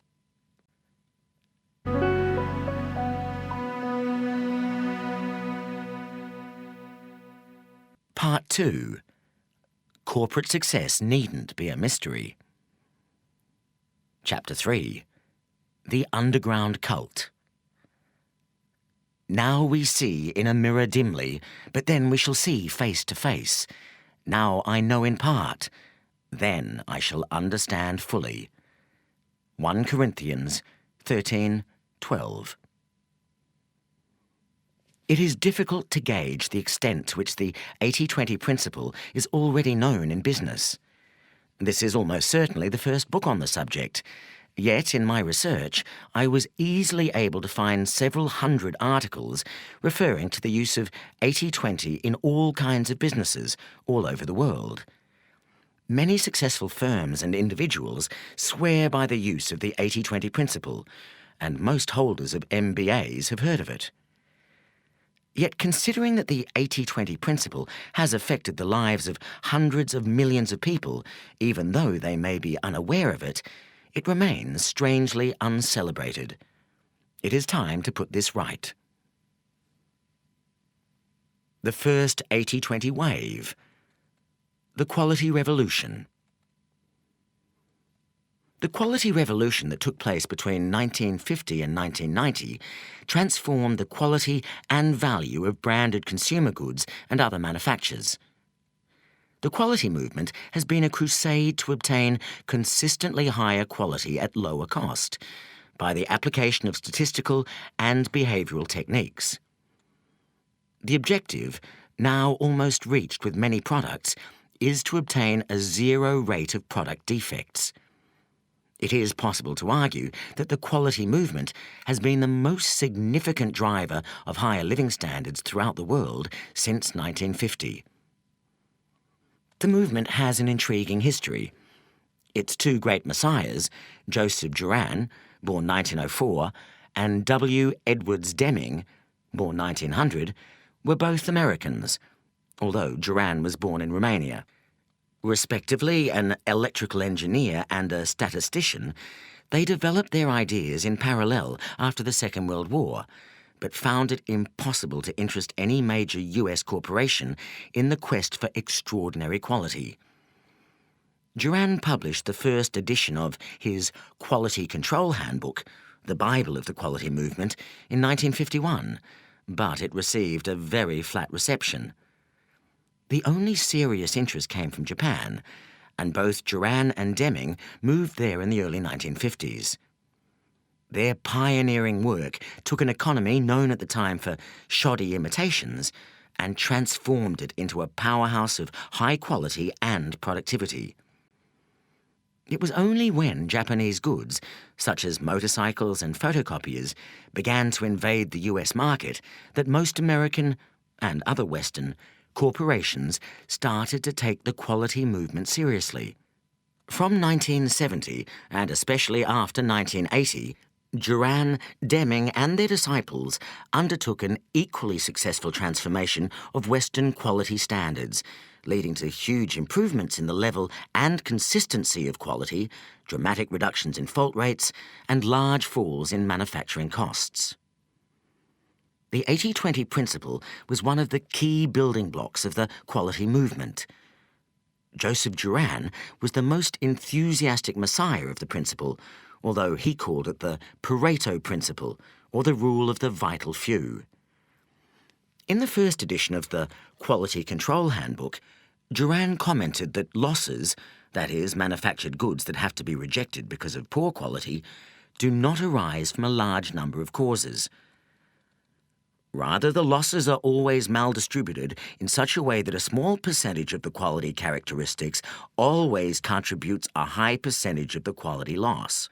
And a footnote commented that The economist Pareto found that wealth was non-uniformly distributed in the same way. Many other instances can be found: the distribution of crime amongst criminals, the distribution of accidents among hazardous processes, etc. Pareto's principle of unequal distribution applied to distribution of wealth and to distribution of quality losses. Juran applied the 80-20 principle to statistical quality control. The approach is to identify the problems causing lack of quality and to rank them from the most important, the 20% of defects causing 80% of quality problems, to the least important. Both Juran and Deming came to use the phrase 80-20 increasingly, encouraging diagnosis of the few defects causing most of the problems. Once the vital few sources of off-quality product have been identified, effort is focused on dealing with these issues rather than trying to tackle all the problems at once. As the quality movement has progressed from an emphasis on quality control through to the view that quality must be built into products in the first place by all operators, and to total quality management and increasingly sophisticated use of software, the emphasis on 80-20 techniques has grown, so that today almost all quality practitioners are familiar with 80-20. Some recent references illustrate the ways in which the 80-20 principle is now being used. In a recent article in the National Productivity Review, Ronald J. Ricardo asks, "Which gaps adversely affect your most strategic consumers?" As with many other quality problems, Pareto's law prevails here too. If you remedy the most critical 20% of your quality gaps, you will realize 80% of the benefits. This first 80% typically includes your breakthrough improvements. Another writer, focusing on corporate turnarounds, comments, "For every step in your business process, ask yourself if it adds value or provides essential support. If it does neither, it's waste. Cut it." This is the 80-20 rule revisited. You can eliminate 80% of the waste by spending only 20% of what it would cost you to get rid of 100% of the waste. Go for the quick gain now. The 80-20 principle was also used by Ford Electronics Manufacturing Corporation in a quality program that won the Shingo Prize. Just-in-time programs have been applied using the 80-20 rule. 80% of the value is spread over 20% of the volume, and top dollar usages are analysed constantly. Labour and overhead performance were replaced by manufacturing cycle time analysis by product line, reducing product cycle time by 95%. New software incorporating the 80-20 principle is being used to raise quality. With the ABC Data Analyzer, the data is entered or imported into the spreadsheet area, where you highlight it and click on your choice of 6 graph types: histograms, control charts, run charts, scatter diagrams, pie charts, and Pareto charts. The Pareto chart incorporates the 80-20 rule, which might show, for instance, that out of 1,000 customer complaints, roughly 800 can be eliminated by correcting only 20% of the causes. The 80-20 principle is also increasingly being applied to product design and development. For example, a review of the use that the Pentagon has made of total quality management explains that decisions made early in the development process fix the majority of life cycle costs. The 80-20 rule describes this outcome, since 80% of the life cycle costs are usually locked in after only 20% of the development time. The impact of the quality revolution on customer satisfaction and value, and on the competitive positions of individual firms and indeed of whole nations, has been little noted but is truly massive. The 80-20 principle was clearly one of the vital few inputs to the quality revolution. But the underground influence of the 80-20 principle did not stop there. It also played a key role in a second revolution that combined with the first to create today's global consumer society. The second 80-20 wave, the information revolution. The information revolution that began in the 1960s has already transformed work habits and the efficiency of large tracts of business. It is just beginning to do more than this, to help change the nature of the organizations that are today's dominant force in society. The 80-20 principle was, is, and will be a key accessory of the information revolution, helping to direct its force intelligently. Perhaps because they were close to the quality movement, the computing and software professionals behind the information revolution were generally familiar with the 80-20 principle and used it extensively. To judge by the number of computing and software articles that refer to the 80-20 principle, most hardware and software developers understand and use it in their daily work. The information revolution has been most effective when using the 80-20 principle's concepts of selectivity and simplicity. As two separate project directors testify, think small, don't plan to the nth degree on the first day. The return on investment usually follows the 80-20 rule. 80% of the benefits will be found in the simplest 20% of the system, and the final 20% of the benefits will come from the most complex 80% of the system. Apple used the 80-20 principle in developing the Apple Newton Message Pad, an electronic personal organizer. The Newton engineers took advantage of a slightly modified version of 80-20. They found that 0.01% of a person's vocabulary was sufficient to do 50% of the things you want to do with a small handheld computer. Increasingly, software is substituting for hardware using the 80-20 principle.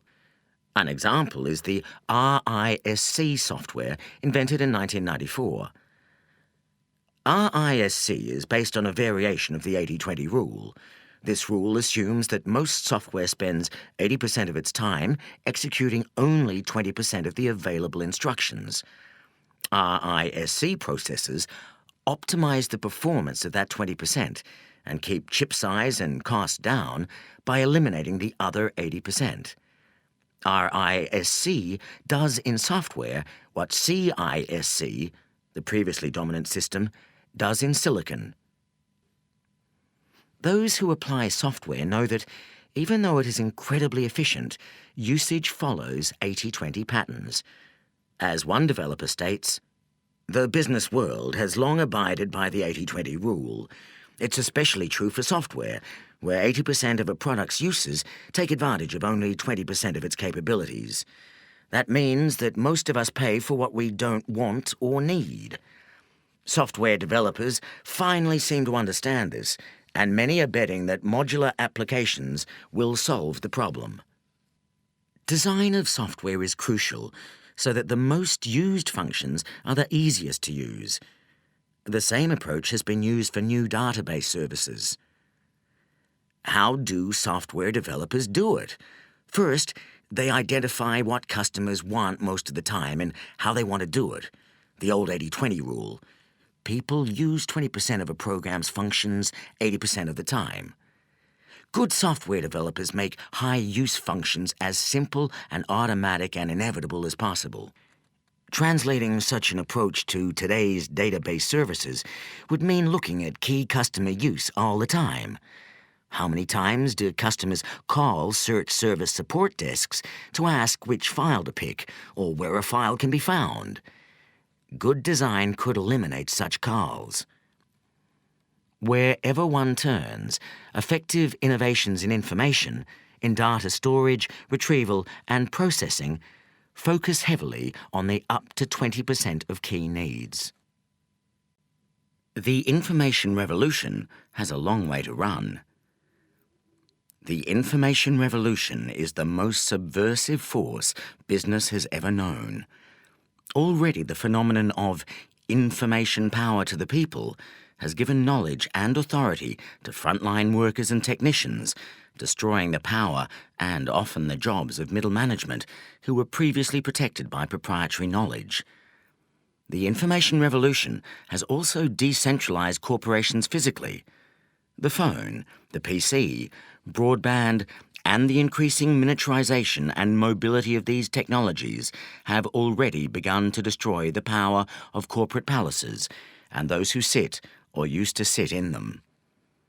Ultimately, the information revolution will help to destroy the profession of management itself, thus enabling much greater direct value creation by doers in corporations for their key customers. The value of automated information is increasing exponentially, much faster than we can use it. The key to using this power effectively, now and in the future, lies in selectivity, in applying the 80-20 principle. Peter Drucker points the way. A database, no matter how copious, is not information. It is information's ore. The information a business most depends on is available, if at all, only in a primitive and disorganized form. For what a business needs the most for its decisions, especially its strategic ones, are data about what goes on outside of it. It is only outside the business where there are results, opportunities, and threats. Drucker argues that we need new ways of measuring wealth creation. Ian Godden and I call these new tools automated performance measures. They are just beginning to be created by some corporations. But well over 80%, probably around 99%, of the information revolution's resources are still being applied to counting better what we used to count, paving over the cowpats, rather than creating and simplifying measures of genuine corporate wealth creation. The tiny proportion of effort that uses the information revolution to create a different sort of corporation will have an explosive impact. The 80-20 principle is still the best-kept business secret.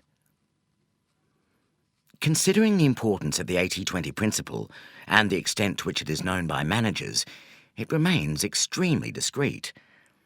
Even the 80-20 term itself caught on very slowly and without any visible landmarks.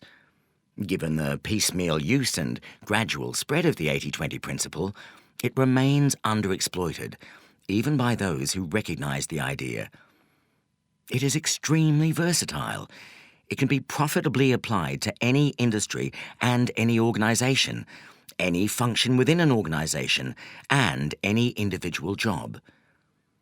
The 80-20 principle can help the chief executive, line managers, functional specialists, and any knowledge worker down to the lowest level or the newest trainee. And although its uses are manifold, there is an underlying, unifying logic that explains why the 80-20 principle works and is so valuable. Why the 80-20 principle works in business. The 80-20 principle applied to business has one key theme: to generate the most money with the least expenditure of assets and effort. The classical economists of the 19th and early 20th centuries developed a theory of economic equilibrium and of the firm that has dominated thinking ever since.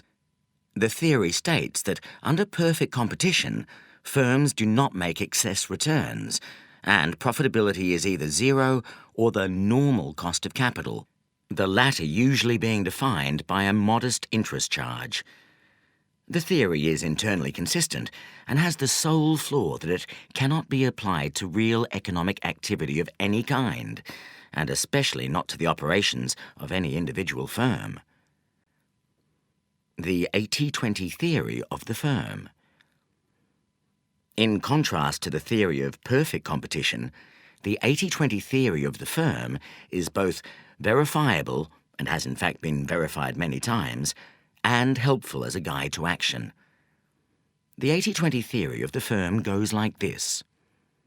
In any market, some suppliers will be much better than others at satisfying customer needs. These suppliers will obtain the highest price realizations and also the highest market shares. In any market, some suppliers will be much better than others at minimizing expenditure relative to revenues. In other words, these suppliers' products will cost less than other suppliers for equivalent output and revenue, Or alternatively, they will be able to generate equivalent output with lower expenditure. Some suppliers will generate much higher surpluses than others. I use the phrase surpluses rather than profits because the latter normally implies the profit available for shareholders. The concept of surplus implies the level of funds available for profits or reinvestment over and above what is needed normally to keep the wheels turning.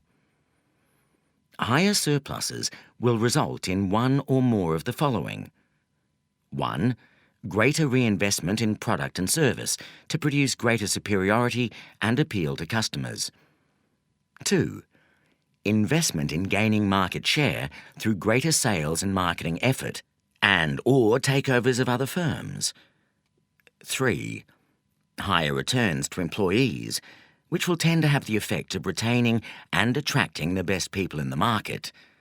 And/or 4. Higher returns to shareholders, which will tend to raise share prices and lower the cost of capital, facilitating investment and/or takeovers. Over time, 80% of the market will tend to be supplied by 20% or fewer of the suppliers, who will normally also be more profitable.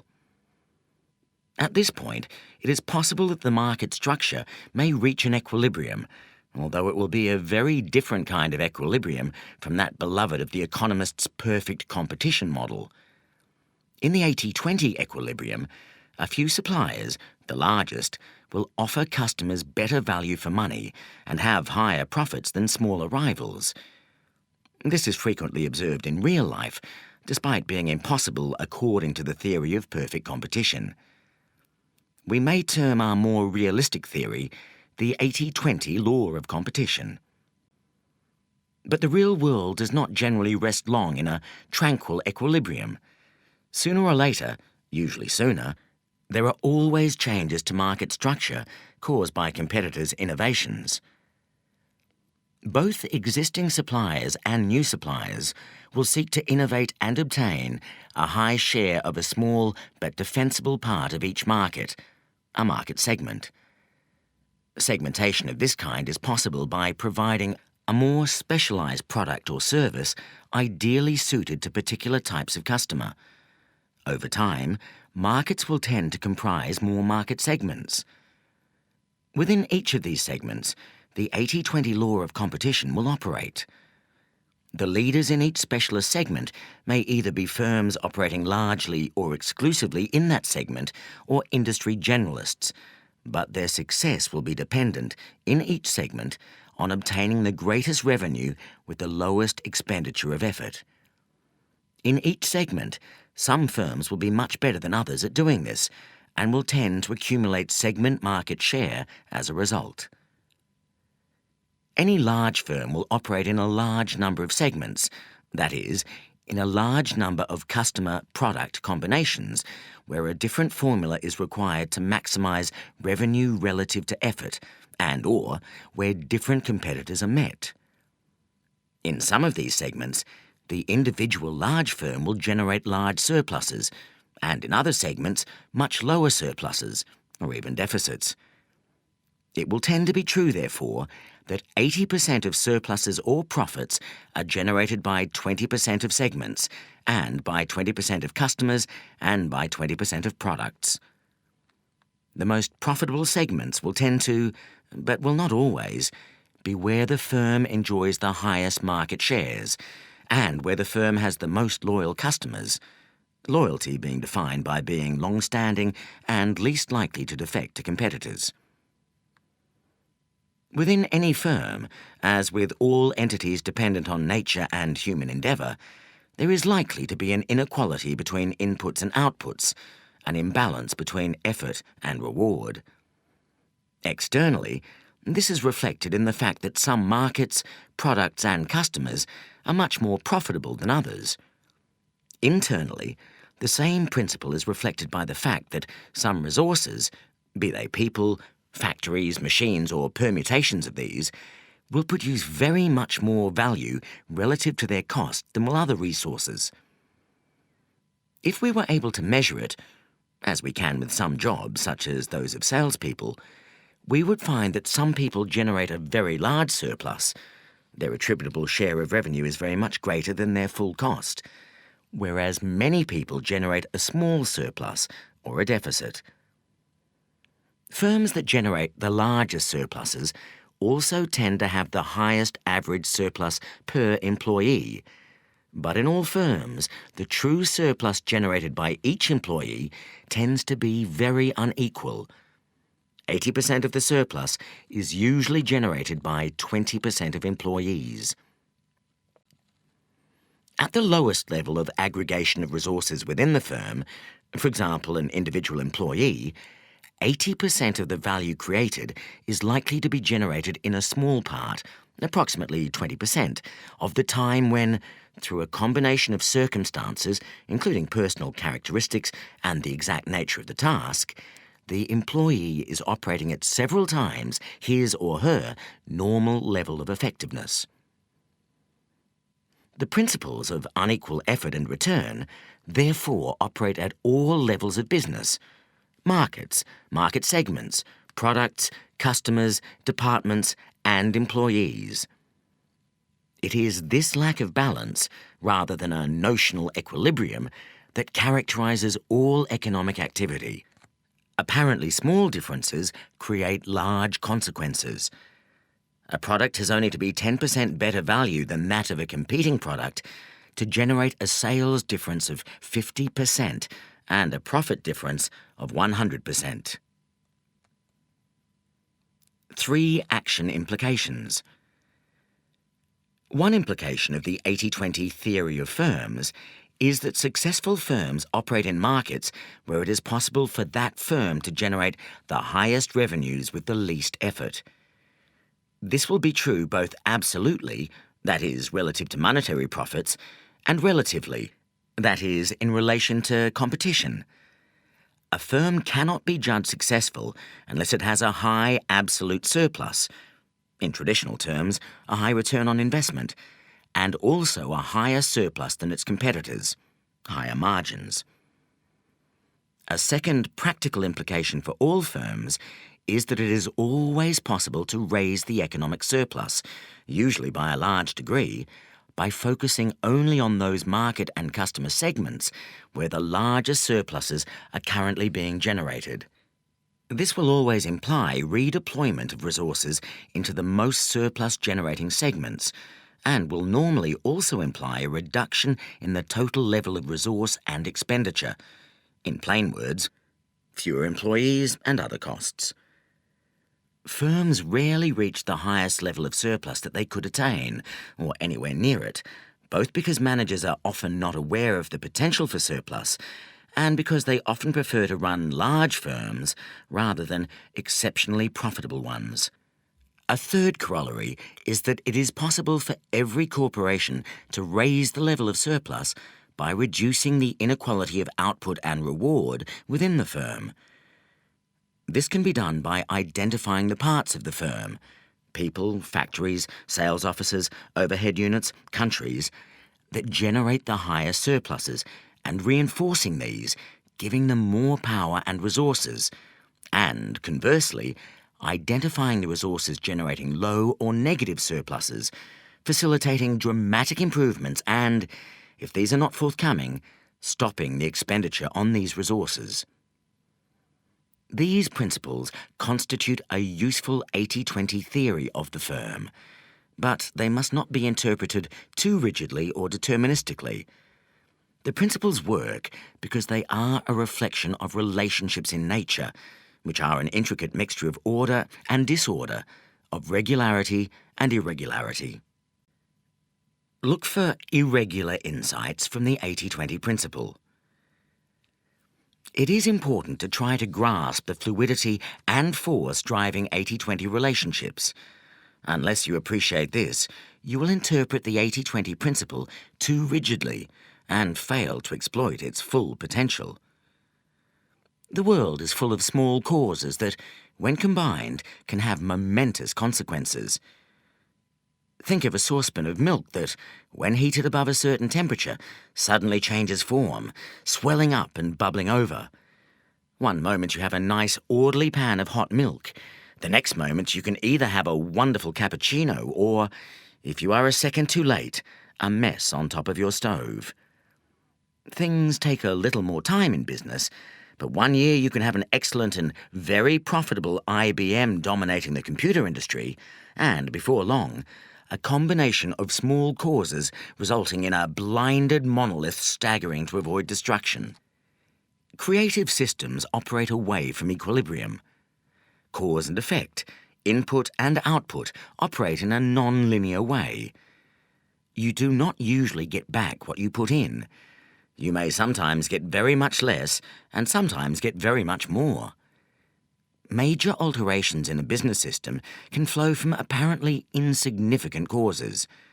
At any one time, people of equal intelligence, skill and dedication can produce quite unequal results as a result of small structural differences. Events cannot be predicted, although predictable patterns tend to recur. Identify lucky streaks. Control is therefore impossible, but it is possible to influence events and, perhaps even more important, it is possible to detect irregularities and benefit from them. The art of using the 80-20 principle is to identify which way the grain of reality is currently running and to exploit that as much as possible. Imagine you are in a crazy casino full of unbalanced roulette wheels. All numbers pay odds of 35 to 1, but individual numbers come up more or less frequently at different tables. At 1, number 5 comes up 1 time in 20. At another table, it only comes up 1 time in 50. If you back the right number at the right table, you can make a fortune. And if you stubbornly keep backing number 5 at a table where it comes up 1 time in 50, your money will all disappear, regardless of how high your starting bank. If you can identify where your firm is getting back more than it is putting in, you can up the stakes and make a killing. Similarly, if you can work out where your firm is getting back much less than it is investing, you can cut your losses. In this context, the where can be anything. It can be a product, a market, a customer or type of customer, a technology, a channel of distribution, a department or division, a country, a type of transaction, or an employee, type of employee, or team. The game is to spot the few places where you are making great surpluses and to maximize them, and to identify the places where you are losing and get out.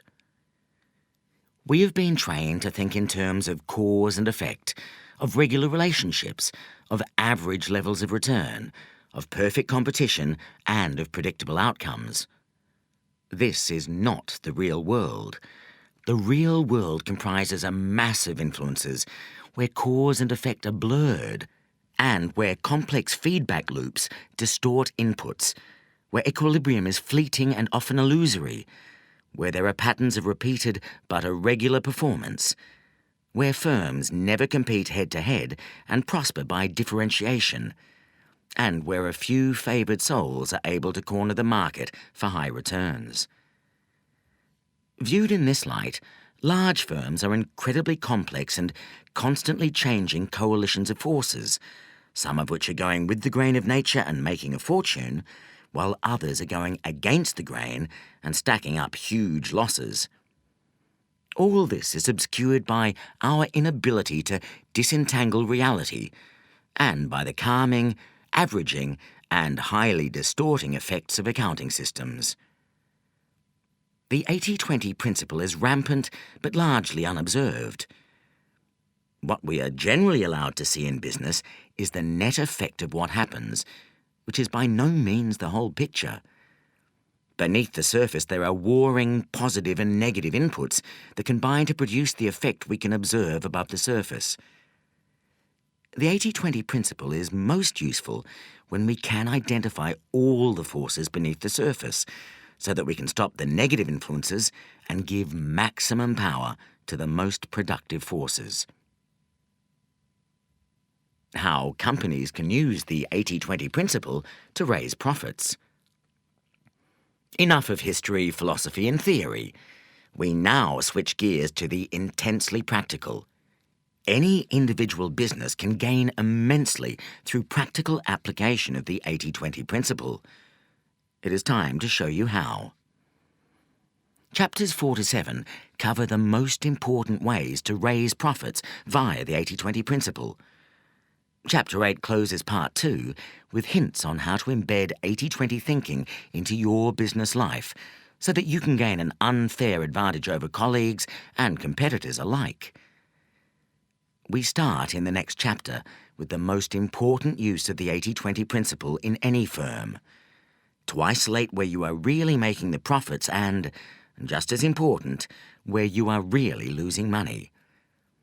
Every business person thinks they know this already, and nearly all are wrong. If they had the right picture, their whole business would be transformed. Chapter 4. Why your strategy is wrong. Unless you have used the 80-20 principle to redirect your strategy, you can be pretty sure that the strategy is badly flawed.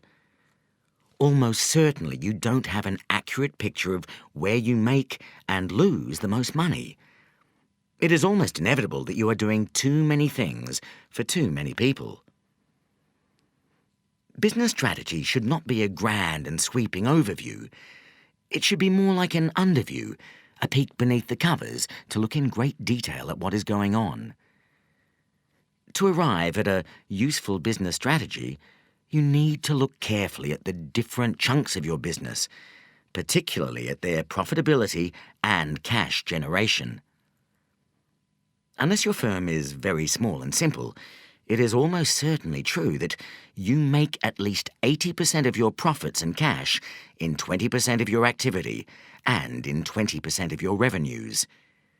The trick is to work out which 20%. Where are you making the most money? Identify which parts of the business are making very high returns, which are just about washing their faces, and which are disasters. To do this, we will conduct an 80-20 analysis of profits by different categories of business. By product or product group type. By customer or customer group type. By any other split that appears to be relevant for your business for which you have data, for example by geographical area or distribution channel. By competitive segment. Start with products. Your business will almost certainly have information by product or product group. For each, look at the sales over the last period, month, quarter or year, decide which is most reliable, and work out the profitability after allocating all costs. How easy or difficult this will be depends on the state of your management information. What you need may all be readily available, but if not, you'll have to build it up yourself. You are bound to have sales by product or product line, and almost certainly the gross margin, sales less cost of sales. You will also know the total costs for the whole business, or the overhead costs. What you then have to do is allocate all the overhead costs to each product group on some reasonable basis. The crudest way is to allocate costs on a percentage of turnover. A moment's thought, however, should convince you that this will not be very accurate. Some products take a great deal of salespeople's time relative to their value, for example, and others take very little. Some are heavily advertised and others not at all. Some require a lot of fussing around in manufacturing, whereas others are straightforward. Take each category of overhead cost and allocate it to each product group. Do this for all the costs, then look at the results. Typically, some products, representing a minority of turnover, are very profitable. Most products are modestly or marginally profitable, and some are making really large losses once you allocate all the costs. I recently conducted a study of an electronic instrumentation group which had 8 groups of products that I labelled from A to H. Comparing the sales, income and return on sales for each group with the company total, I could see that product group A accounted for only 3% of sales, but for 10% of profits. Product groups A, B, and C accounted for 20% of sales, but for 53% of profits. When I compiled an 80-20 table and an 80-20 chart, this was very clear. We have not yet found the 20% of sales that account for 80% of profits, but we are on our way. If not 80-20, then 67-30. 30% of product sales account for almost 60% of profits. Already you may be thinking about what can be done to raise the sales of product groups A, B, and C.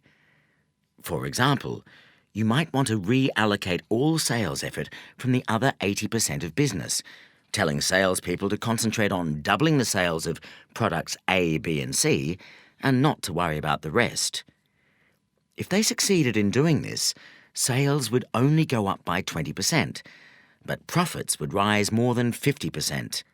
You might also already be thinking about cutting costs or raising prices in product groups D, E, and F, or about radical retrenchment or total exit from product groups G and H. What about customer profitability? After products, go on to look at customers. Repeat the analysis, but look at total purchases by each customer or customer group. Some customers pay high prices but have a high cost to serve. These are often smaller customers. The very big customers may be easy to deal with and take large volumes of the same product, but screw you down on price. Sometimes these differences balance out, but often they do not. For the electronic instrumentation group I studied, I broke the customers into 4 groups and labelled them types A to D. Type A customers are small, direct accounts paying very high prices and giving very fat gross margins. They are quite expensive to service, but the margins more than compensate for this. Type B customers are distributors who tend to place large orders and have very low costs to serve, yet for one reason or another find it acceptable to pay fairly high prices, mainly because the electronic components bought are a tiny fraction of their total product costs. Type C customers are export accounts paying high prices. The snag with them, however, is that they are very expensive to service.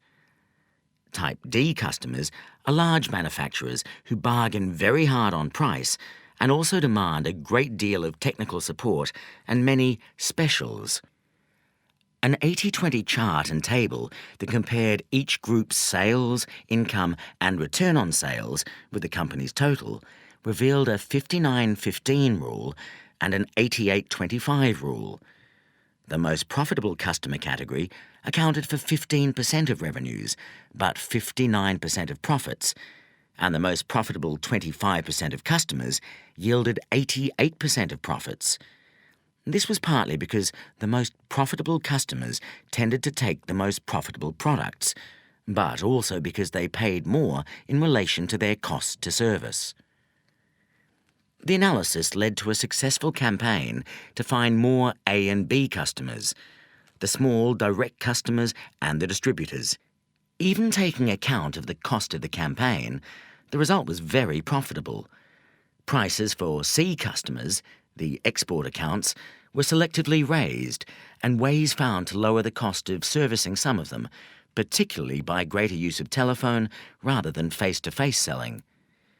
The D customers, large manufacturers, were dealt with individually.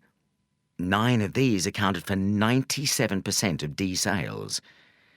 In some cases, technical development services were charged for separately.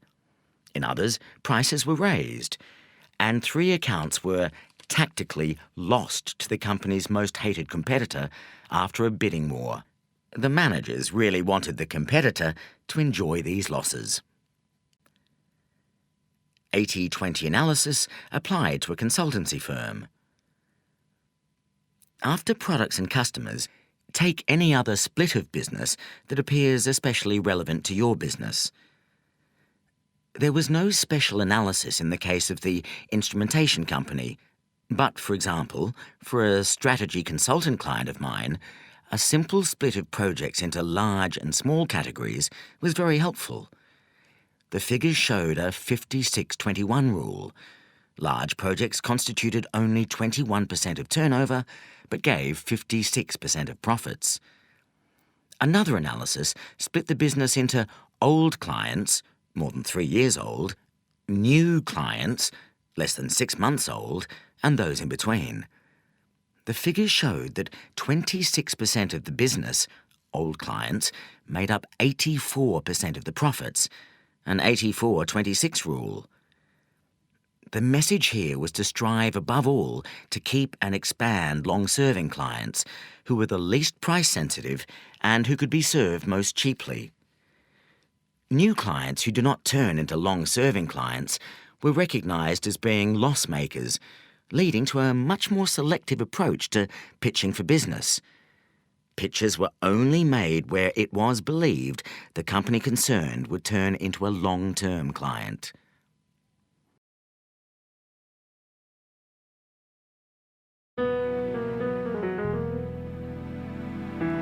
This is the end of CD 2. The book continues on CD 3.